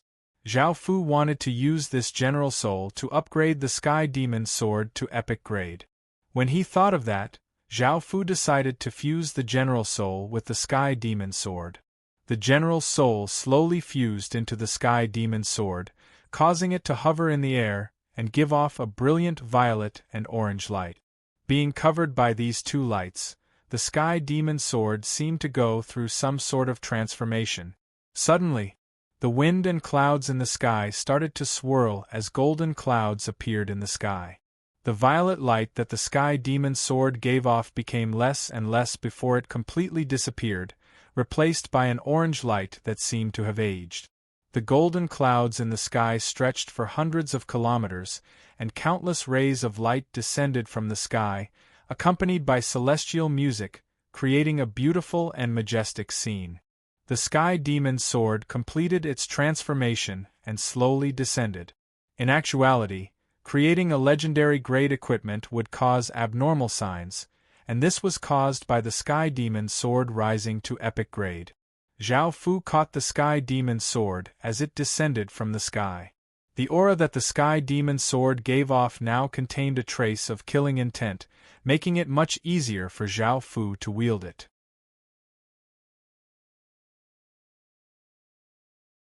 Chapter 94. Hearing the Sky Demon's words change so quickly, Zhao Fu felt quite surprised, but he still refused, saying, "That's all." Stingy human. The Sky Demon's attitude changed faster than flipping a page, and Zhao Fu felt quite speechless. After saying this, the Sky Demon's voice disappeared, and Zhao Fu once again looked at the Sky Demon sword stats. Sky Demon sword, grade. Epic, stats. Strength plus 30, intelligence plus 25, constitution plus 20, agility plus 20, description. An extremely powerful demonic sword forged from a Sky Demon corpse. These were the basic stats. All 4 stats had been increased by 10 points, and there were some special abilities that were not displayed by the system. For example, equipment with equipment spirits had to rely on their equipment spirits to unleash their special abilities. There were also some equipment that allowed one to directly use high-grade power, such as this. Zhao Fu gripped the hilt of the sword, and a large amount of demonic qi flowed out of the sword. Zhao Fu casually swung it. Shing! A black sword light flashed out and a 5-meter-long sword gash appeared on the ground. There were also traces of demonic qi. This was Sky Demon's power, a power that was countless times more powerful than ordinary demon's power. After looking at the Sky Demon sword's stats, Zhao Fu put it away in his king's ring. Now that he had obtained the number 1 Sky Demon sword, Zhao Fu was quite satisfied. The Sky Demon sword satisfied Zhao Fu's desire to obtain a new weapon. Moreover, after trading with the orcs, Zhao Fu had collected 10 azure flower tears. He fused them together into an azure orb, and after using it, he obtained the level 2 flower fairy's blessing. He had also collected 3 violet flower tears. With how rare violet flower tears were, Zhao Fu did not know if he would be able to collect 10 by the end of the 10,000 Flower Festival. Once the 10,000 Flower Festival ended, all of the flower tears would disappear. Now that he had obtained the weapon that he wanted, it was time to look at other items. It was now the 4th day of the 10,000 Flower Festival, and there were still 3 more days before it ended. Zhao Fu teleported back to Holy Light City and looked at the exchange stone steel. He was shocked to find that the top 10 pieces of equipment on the legendary rankings had all disappeared. What was going on? Zhao Fu, of course, did not know that after he exchanged for the heavenly demon, it immediately caused a bloodbath. Zhao Fu looked at the other items and found that there were almost no city creation stones left. As such, Zhao Fu looked at the skills, materials, medicinal pills, and special items. He found a few useful items, but it was a pity that Zhao Fu had already used up all of his flower tears, so he could only look at them. After looking at these things, just as Zhao Fu was about to leave, he saw a bright young man wearing a suit of armor leading a large group of players to the exchange stone steel. The surrounding players automatically made way for them and muttered, "I wonder what the Holy Light Group's harvest was like this time. I heard that Lu Nanmi took them into the inner regions of the Forest of Horrors." Holy Light Group? Zhao Fu glanced at the largest player faction in Holy Light City and felt that the young man leading the group was quite interesting. His body gave off some sort of holy light energy ripples, but everyone had their own opportunities. Zhao Fu did not pay too much attention to them, so he just stood there and watched. Zhao Fu was wearing a cloak, and unless one was very familiar with him, it would be very difficult to recognize him. After all, Zhao Fu was not the only one wearing a cloak. After entering the Heaven Awakened world, one's appearance and voice would not change. If one offended someone in the Heaven Awakened world, others could use their appearance to find them in the real world. As such, many people would wear cloaks to avoid such trouble. Lu Nanmi walked over to the exchange stone steel to exchange for flower tier points, while the other members of the Holy Light Group stood behind him. At this moment, a player curiously asked the Holy Light Group members, "Brother?" At this moment, a player curiously asked the person from the Holy Light Group, "Brother, I heard that the Holy Light Group dared to enter the inner regions of the Forest of Horrors." The person who had been asked the question smiled and replied, "Of course. Look at how powerful the Holy Light Group is. We're the largest player faction in Holy Light City. If you want to know how many flower tears we obtained, I'll tell you." After speaking, the person from the Holy Light Group smiled and lightly stretched out a finger. Seeing this, the person who had asked the question cried out in shock, 10,000 flower tears. Hearing this, the person from the Holy Light Group lightly laughed and said, "It's 100,000 flower tears." What? The surrounding people were sent into an uproar, and they all looked incredibly shocked as they said, "Your Holy Light Group obtained so many flower tears? I was so scared. If I had 100 flower tears, I'd be so happy." Hearing the surrounding people's words, the Holy Light Group's people couldn't help but look incredibly proud. The surrounding people also felt quite envious, and someone immediately asked, "Great Leader Lu, does the Holy Light Group still want people?" By now, Lu Nami had finished his exchange, and hearing the surrounding people's words, he slightly smiled and said, "The Holy Light Group accepts people at any time. Anyone who can pass our examination can join the Holy Light Group." "I'll join then. I want to join too. Holy Light Group, please accept me." Countless people responded, and the scene became incredibly lively. Zhao Fu stood by the side and smiled. To Zhao Fu, who had already spent more than 5 million flower tears, 100,000 flower tears wasn't much. However, to ordinary people, it was an astronomical sum. Hearing that Zhao Fu had spent 100,000 flower tears was enough to make him feel incredibly shocked.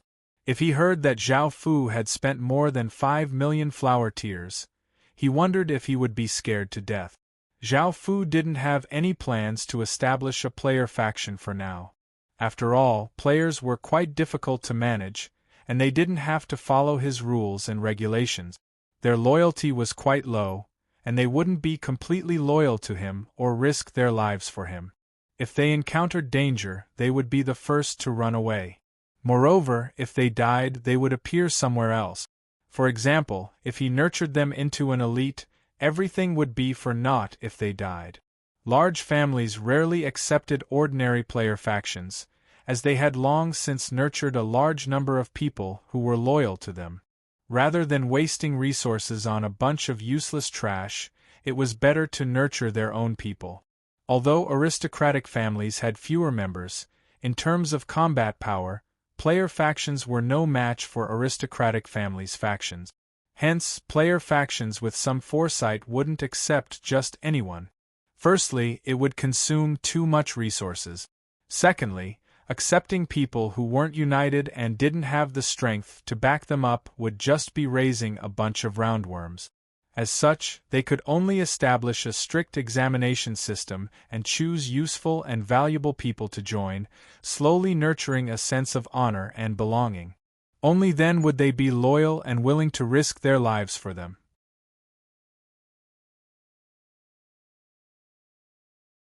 Chapter 95. After looking at these things, Zhao Fu teleported back to the Qin village to take care of other matters. On the 5th day of the 10,000 Flower Festival, he once again traded with the orcs and obtained 1,000,000 flower tears. Adding on the 100,000 flower tears that he had obtained, he went to the exchange stone steel and exchanged all of his flower tear points for an item that Zhao Fu valued. 100 Origin Pill Recipe Evaluation, Blue Grade 2, Required Ingredients.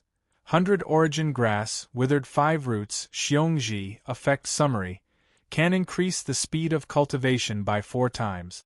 The 100 Origin Pills recipe cost 12 million flower tear points, and this cost Zhao Fu almost all of his flower tear point. The 100 Origin Pills effects were even better than the Little Spirit Pill, and it could increase one's cultivation speed by 4 times. Similarly, the main ingredient of the 100 Origin Pill was the 100 Origin Grass, which belonged to the second rank. It should be even harder to find than the Little Spirit Grass, so it also depended on luck. Zhao Fu collected another 2 violet flower tears, bringing his total to 5. There were still 2 days until the end of the 10,000 Flower Festival, and Zhao Fu was worried that he wouldn't be able to collect all of them. Time gradually passed, and in the blink of an eye, it was already the 6th day of the 10,000 Flower Festival. By now, all of the items on the legendary list had disappeared, and countless powers were fighting over the 37 pieces of legendary equipment. Those that had obtained legendary equipment were naturally overjoyed, while those that hadn't were filled with depression. Most of the 37 pieces of legendary equipment had gone to the system factions. Only a small portion of player factions had obtained a piece of legendary equipment. Of course, Zhao Fu was the biggest winner this time. It was now the 6th day of the 10,000 Flower Festival, and Zhao Fu had obtained another 2 million flower tears from trading with the orcs. This time, Zhao Fu used these flower tears to exchange for 3 items. One of the ingredients was 2 medicinal pills, and one of the ingredients was bright sky gold, grade. Gold description: an ordinary gold grade material that can be used to create gold grade equipment. Compared to exchanging for gold equipment, exchanging for materials was much more cost-effective. Rode was on the verge of making a breakthrough and would soon be able to forge gold equipment, so there was no need for Zhao Fu to worry about this. Thinking of the gold-grade equipment, Zhao Fu couldn't help but think of Gongsun Lin. He wondered how she was doing right now. The remaining 2 pills were Frowny Face Bloodline Pill. Grade: Gold, Stage 4. Description: can be used by certain creatures to increase their bloodline. Note: only usable by other creatures and cannot be used by humans or humanoid creatures. These 2 medicinal pills were naturally for the Grey Wolf King Little Grey and the Black Forest Horse King Little Grey. A gold-grade material cost 500,000 flower tears, while 2 blood ascension pills cost 700,000 flower tears. This time, Zhao Fu had used up all of his flower tears. There was also the violet flower tear. Zhao Fu had only collected 1 today, so he now had a total of 6. There was only 1 day left, so he could only hope that his luck would be better on the last day. After teleporting back to Qin village, he called Little Grey and Little Black to his side. Zhao Fu once promised them that he would make them grow into the most powerful creatures. Of course, as a king, he would certainly fulfill his promise. Zhao Fu called the 2 of them to his side and fed them a bloodline pill. Little Black and Little Grey definitely had other bloodlines in them, as they weren't just commander-tier creatures. Just by looking at their appearances, Zhao Fu could tell that there was something special about them. After eating the bloodline pill, Little Black and Little Grey's bodies started to go through changes. Nay! Little Black became quite agitated, and it stomped its hooves on the ground as green flames appeared around its body. More and more green flames appeared, and they burned ferociously until they completely surrounded Little Black. Little Black howled in pain within the green flames. "Awoo!" Little Grey swallowed a bloodline pill and started to howl as a large amount of silver light appeared around its body. In the end, Little Grey couldn't take it anymore and howled towards the sky in pain as the gray color on its body gradually disappeared. As the 2 of them howled in pain, their voices seemed to be able to pierce through rocks and pierce through gold. The ordinary black forest horses and gray wolves lost control and howled towards the sky along with their kings. Immediately, Qin village's wolves howled and horses neighed. This sudden change gave Li Si a big fright, and he hurriedly ran over to where Little Grey and Little Black were howling. Seeing the shocking changes happening to Little Black and Little Grey, Li Si went up and reported to Zhao Fu. Zhao Fu stretched out his hand, and Li Si respectfully retreated to the side. Zhao Fu calmly stood by the side and looked at Little Grey and Little Black's changes. Even though Zhao Fu knew that they were in great pain, this was a transformation that they had always wanted.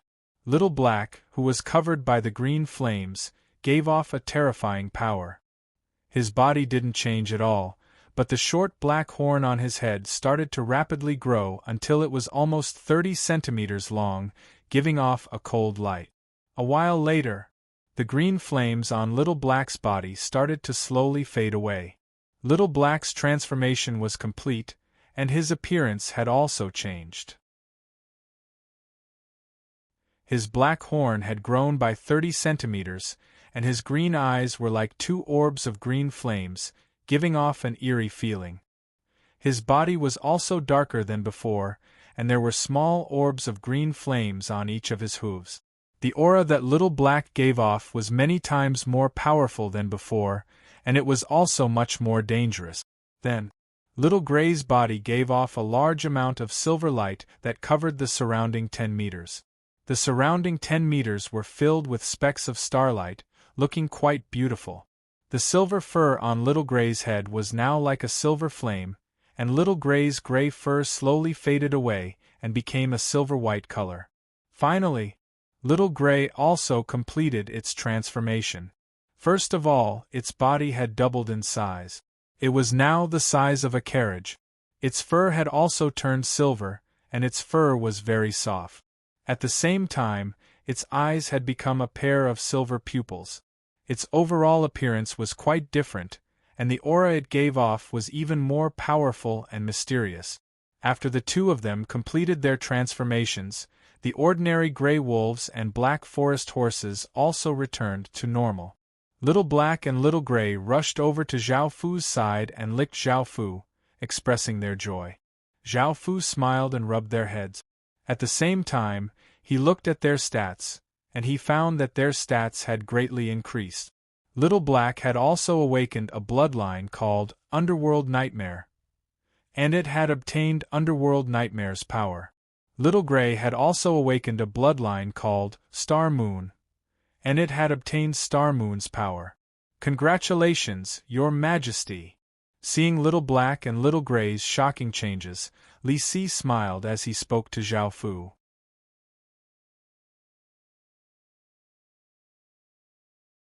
Chapter 96.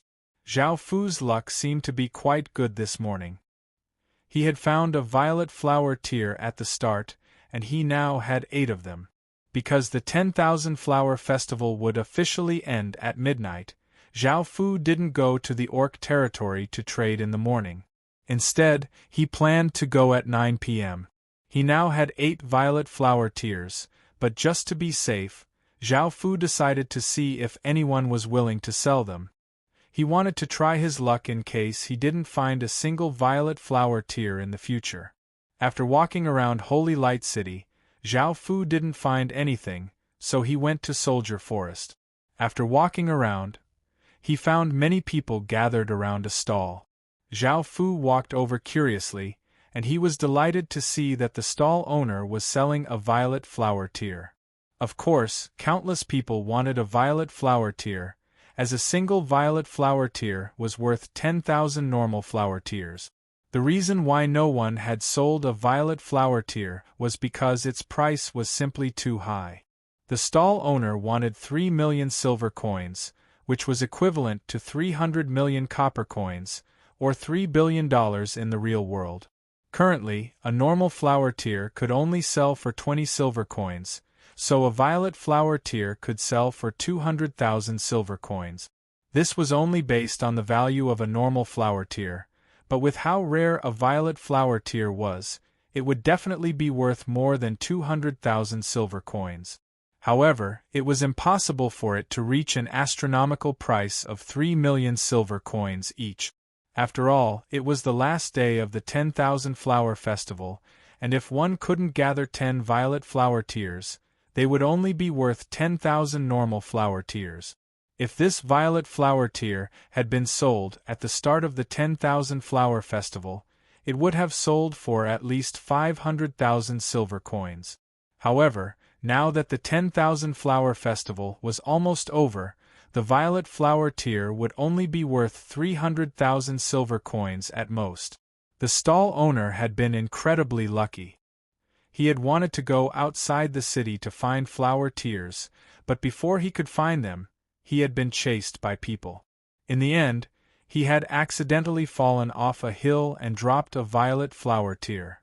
After asking around, he heard that the various large factions only had pink flower tears. They hadn't even seen a cyan flower tear, let alone a violet flower tear. This was why he had dared to offer such a high price for the purple flower tear. Zhao Fu went up and asked if he would sell it for 300,000 silver coins, but the stall owner immediately refused.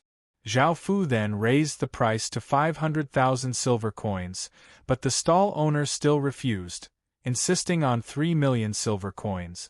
The high prices that Zhao Fu offered caused everyone in the surroundings to feel quite shocked. After all, ordinary factions definitely would not be able to take out so much money. If it wasn't for his tone, everyone would have thought that he was someone from a powerful system faction. Seeing the stall owner like this, Zhao Fu didn't insist. After all, the violet flower tear was worth that much. Zhao Fu had already taken a few steps back and didn't want to waste 3 million silver coins. After all, even if Zhao Fu made a lot of money every day, it would take him half a month or so to earn 3 million silver coins. The people around him passionately leaned over to Zhao Fu and said that they wanted to buy a large amount of money and exchange it for real-world money.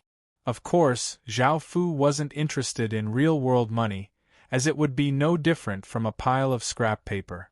However, now that he had collected 8 violet flower tears, there were only 2 left.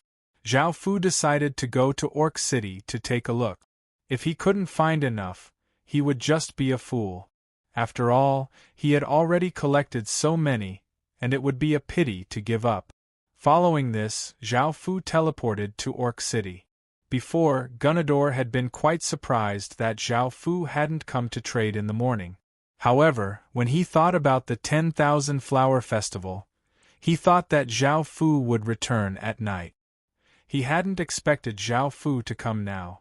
"Esteemed guest, are you here to make a deal?" Gunador asked as he invited Zhao Fu into his tent. Zhao Fu lightly shook his head as he replied, "Esteemed Vice Lord, we can't trade right now because the 10,000 Flower Festival is about to end. We can trade at 9 p.m. I came to ask how many violet flower tears you have." Gunador understood that they weren't interested in the Flower Fairy's blessing because no orc would like flowers. As such, no matter what kind of flower tears they obtained, they would use them to trade with Zhao Fu. After hearing Zhao Fu's words, Gunador took out a violet flower tear from his spatial ring and handed it to Zhao Fu as he said, "Esteemed guest, this item is quite rare, so I've only found one." Seeing this, Zhao Fu felt quite delighted and accepted the violet flower tear.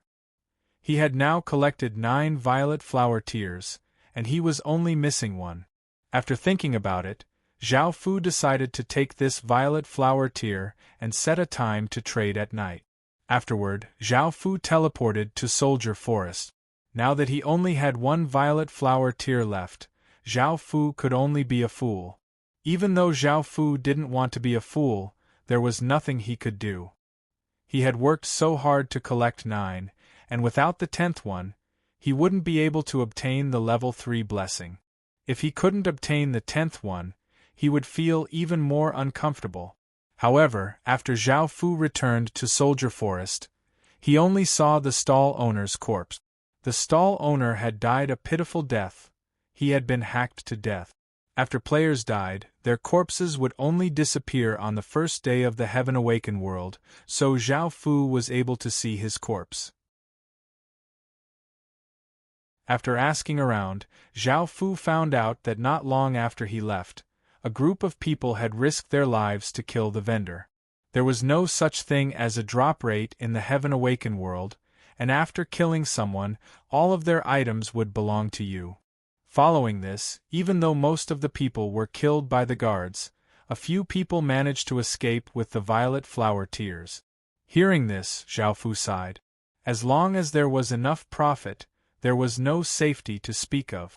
After all, even if the violet flower tear was worth at least 200,000 silver coins, it was still equivalent to 200 million silver coins in the real world, which was why people were willing to pay any price to steal it. Of course, ordinary shops had guards that could instantly kill a large number of players. However, there was no such thing as security in stalls like this.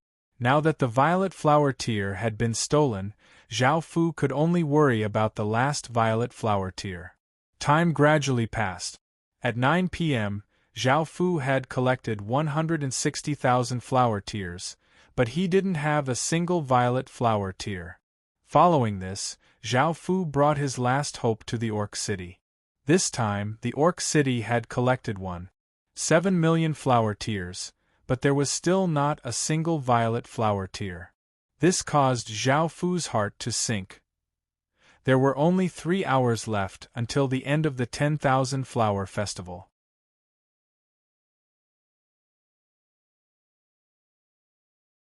Chapter 97. Why do you have a violet flower tear? Zhao Fu asked as he happily took the violet flower tear from He Xianru's hand. He Xianru lightly smiled as she replied, "I just walked around the city." Hearing this, even though He Xianru had made it sound so simple, Zhao Fu understood how difficult it had been. He put the violet flower tear into his king's ring and sincerely thanked He Xianru. He Xianru looked quite surprised as she said, "Your Majesty, there's no need to thank me. There's no need to thank me. Everything I do is what I should do. It's my duty as a subject." Zhao Fu lightly shook his head as he said, "That's not the way of the emperor that I believe in. I understand that there's a limit to my abilities, and a massive empire can't lack people like you." Hearing Zhao Fu's words, He Xianru respectfully saluted and didn't say anything else. Zhao Fu quickly teleported back to the Qin village and fused the 10 violet flower tears together before deciding to use them. Just like before, the violet flower tear slowly floated up from Zhao Fu's hand and flew into the sky, turning into the image of a beautiful young woman. However, what was different this time was that the young woman's body was no longer illusory and was instead corporeal. Her eyes were also quite lively and not as rigid as before. Just like before, the young woman lightly laughed and spread out her hands, causing countless flower petals to fall from the sky, creating a beautiful scene. Following this, a violet light spread out. Following this, the young woman's body didn't disappear and instead floated down from the sky. She came to Zhao Fu's side and lightly hugged Zhao Fu. This caused Zhao Fu to feel quite surprised. However, through his senses, he could sense that this young woman had a life of her own. He could sense the young woman's aura, and he could smell the faint flower-like fragrance coming from her body. At that moment, before Zhao Fu could do anything, the young woman's body turned into motes of light and disappeared. In Zhao Fu's mind, not only did he receive the level 3 flower fairy's blessing, but he also received the flower's embrace. Flower's embrace. Effect, permanent. Description: the flower fairy's embrace represents the most beautiful blessing for you. Obtaining this blessing will increase your charm towards females, making it easier for you to be liked by fairies. Zhao Fu had never thought that using the violet flower tear would allow him to obtain such a blessing. However, the effects of the blessing were quite good. Does it increase your charm towards women and make it easier for spirits to like you? This blessing did not seem to be of any use to him. If it was some stallion contestant who received this blessing, he would be like a tiger that had grown wings. But it seemed to be a waste for Zhao Fu to receive this blessing. After obtaining the level 3 flower fairy's blessing, Zhao Fu teleported back to Holy Light City. He still had around 1.8 million flower tears that he had not used yet. At this time, it was already 11 p.m., and there was still an hour before the Wanhua festival ended. However, the streets were still very lively and brightly lit. Zhao Fu went to the exchange stone steel and looked at the remaining items. He first exchanged for 3 gold-grade materials, which cost him 1.5 million flower tears. Following this, he found a detailed map of the Heaven Awaken world. This map was very big, and it had the terrain of almost every region. This would definitely be very useful, but it was quite expensive. This map cost 2.5 million flower tear points, which was equivalent to 250,000 flower tears. Alright. Zhao Fu understood the value of this map, so he could only buy it. Zhao Fu continued to look through the items, and in the end, his gaze fell on an item of clothing. This clothing was violet, and it looked quite simple.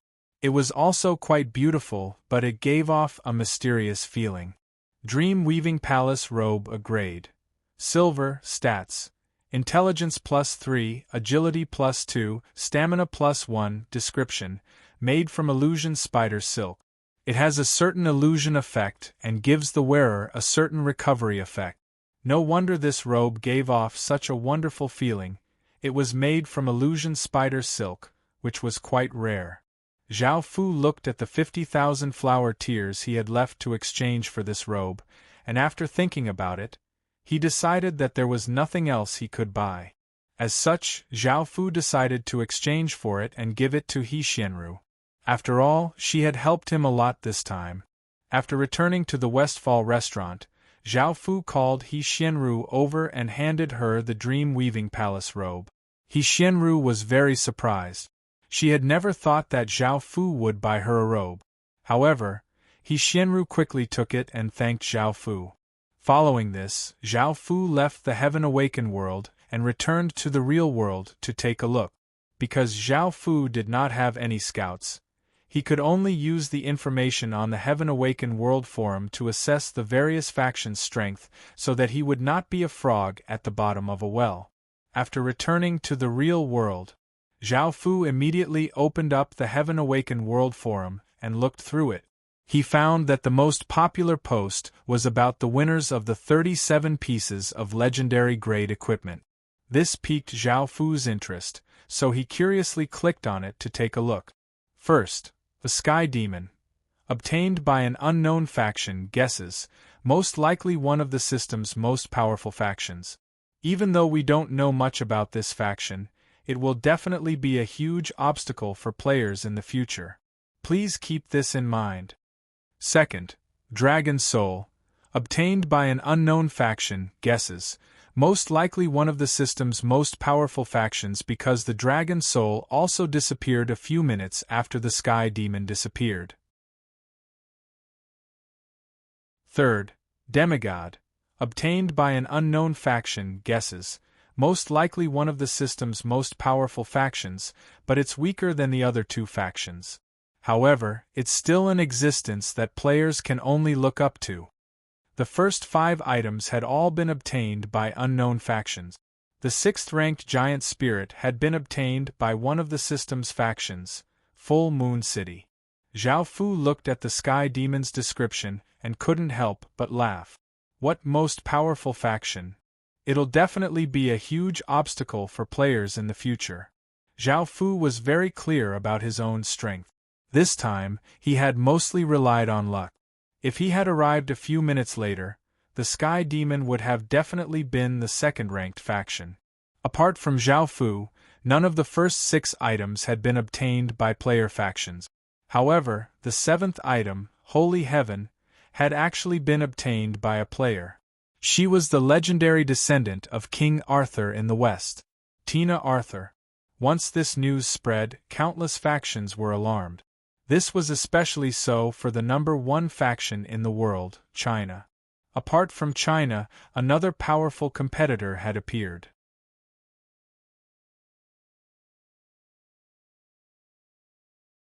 Chapter 98.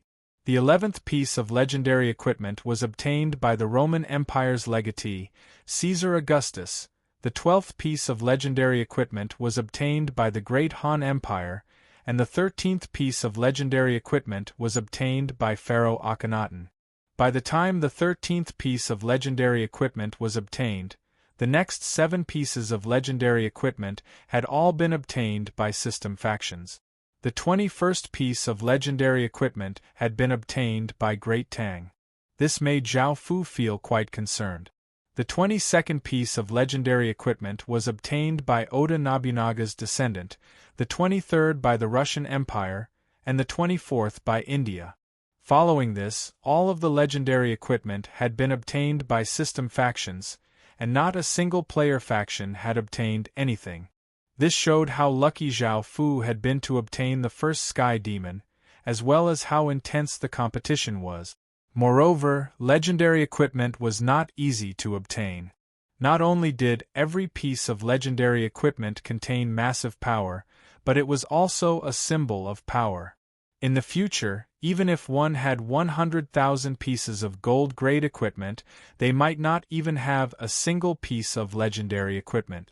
It could be seen just how rare legendary equipment was, and it was on a completely different level from gold-grade equipment. After looking through the various factions, apart from the Chinese factions, the one that Zhao Fu paid the most attention to was King Arthur's descendant. She had been able to obtain saintly heaven so quickly, and Zhao Fu had a premonition that she would become one of his most powerful enemies in the future. Sitting on a chair, Zhao Fu sank into his thoughts before letting out a breath and looking at the Heaven Awakened World Forum to see if there were any other things that had happened recently. Soon, he found something that made Zhao Fu feel quite serious, which was the revival of the ancient clans. The ancient clans referred to clans that had disappeared. Even though they were some people's ancestors, they had already perished and no longer existed. In China, there were the Jili clan led by Qiyu, who had fought against the Yellow Emperor. There were also the 4 clans from the Spring and Autumn Warring States period, such as the Eastern Yi clan, the Southern Barbarian clan, the Western Rong clan, the Northern Di clan, and the Han dynasty's Xiongnu, the Great Moon clan, and the Xianbei clan. These races did not enter the Heaven Awakened world as players, but they had revived in the Heaven Awakened world and had appeared as resident villages. These tribes that appeared were different from ordinary native villages. Not only did they have the relevant bloodlines, but they also had their own history, culture, and customs. Their appearance was not very friendly to the people of Huaxia. In many places there were rumors of people being attacked by the Xiongnu, Turks, Liao, and Jin. Looking at this information, Zhao Fu felt a headache coming on, and he felt that the world was simply too chaotic. This was the current Heaven Awakened world, where blood would flow like rivers, corpses would pile up into mountains, and countless heroes would meet their end. These foreign races had the same starting point as the players. Right now, they definitely didn't have any towns or cities, but that might not be the case in the future. Moreover, the difference was that the players could resurrect after death, but these foreign races would die. If an entire race died, it would be the same as exterminating the entire race. It was most likely that the Heaven Awakened world was giving these dying races one last chance. If they grasped this chance, they would be able to continue living, and if they could not, they would be completely wiped out. After looking at this, Zhao Fu entered the Heaven Awakened world with a headache. Now that the 10,000 Flower Festival had ended, everything had returned to normal. Zhao Fu once again ordered the 4 teams to continue exploring in different directions. At the same time, he paid attention to whether or not there were any foreign races in Qin village. Even though the Heaven Awakened world was quite chaotic, this increased their chances of success. Now, not only could they attack indigenous villages and outlander villages, but they could also attack foreign races' villages. In Holy Light City, business had returned to normal. Before, because of the 10,000 Flower Festival, countless people had left the city, causing business to be quite bad. However, now that the 10,000 Flower Festival had ended, business had returned to normal. In the following period of time, Zhao Fu felt that there wasn't much to do. After all, he didn't have to do anything himself, and there were people taking care of things. Zhao Fu felt quite bored, so he decided to properly plan out Qin village. In actuality, Zhao Fu had left this to Li Si, and he had done a very good job. Qin village was now divided into east, west, south, and north. Just like the system main cities, it was divided into residential areas and commercial areas, and everything was well planned out. As for the construction of Qin village, there was no need for Zhao Fu to do it himself, as his subordinates had done a very good job. Perhaps after they finished researching intermediate teleportation channels, they would be able to open up a path to the outside world and develop some special industries. Zhao Fu thought of a unique fruit in the Forest of Horrors, which was the black forest fruit. It was as big as a plum and was quite black. Its flesh was bright red and it tasted quite good. Given how big his territory was, it would be a waste not to grow some. The black forest fruit could be sold as a special industry in the outside world, and it would be a good source of income. As such, Zhao Fu ordered his people to mass plant black forest fruit trees. Time gradually passed, and soon, a few days had passed. On this day, Bai Qi came to report that his cultivation had officially broken through to stage 1. This caused Zhao Fu to feel quite happy, as there was finally a stage 1 person in Qin village. At the same time, Zhao Fu looked at Bai Qi's stats curiously.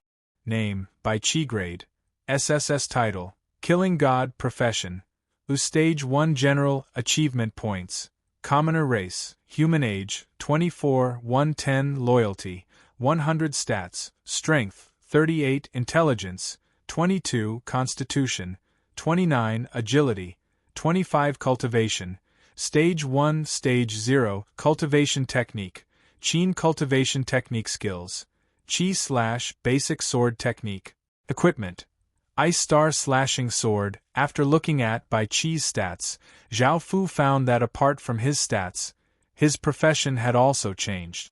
He was now a Stage 1 general, and his lifespan had increased from 100 to 110, which was an increase of 10%. Zhao Fu did not pay too much attention to this, and he instead looked at the differences between the Stage 1 general profession and the previous general profession. Stage 1 General, grade, C+, description, evolved from a general, effect, can train a general's exclusive military profession.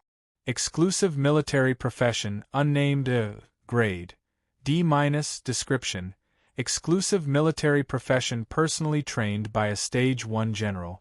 Can use military professions that have been developed in history or train new ones. Current limit, 100. Effect, can obtain skills equivalent to the profession. You're tuning in to the Phoenix Knights YouTube channel. Don't forget to subscribe and join us on this journey to catch the most captivating stories.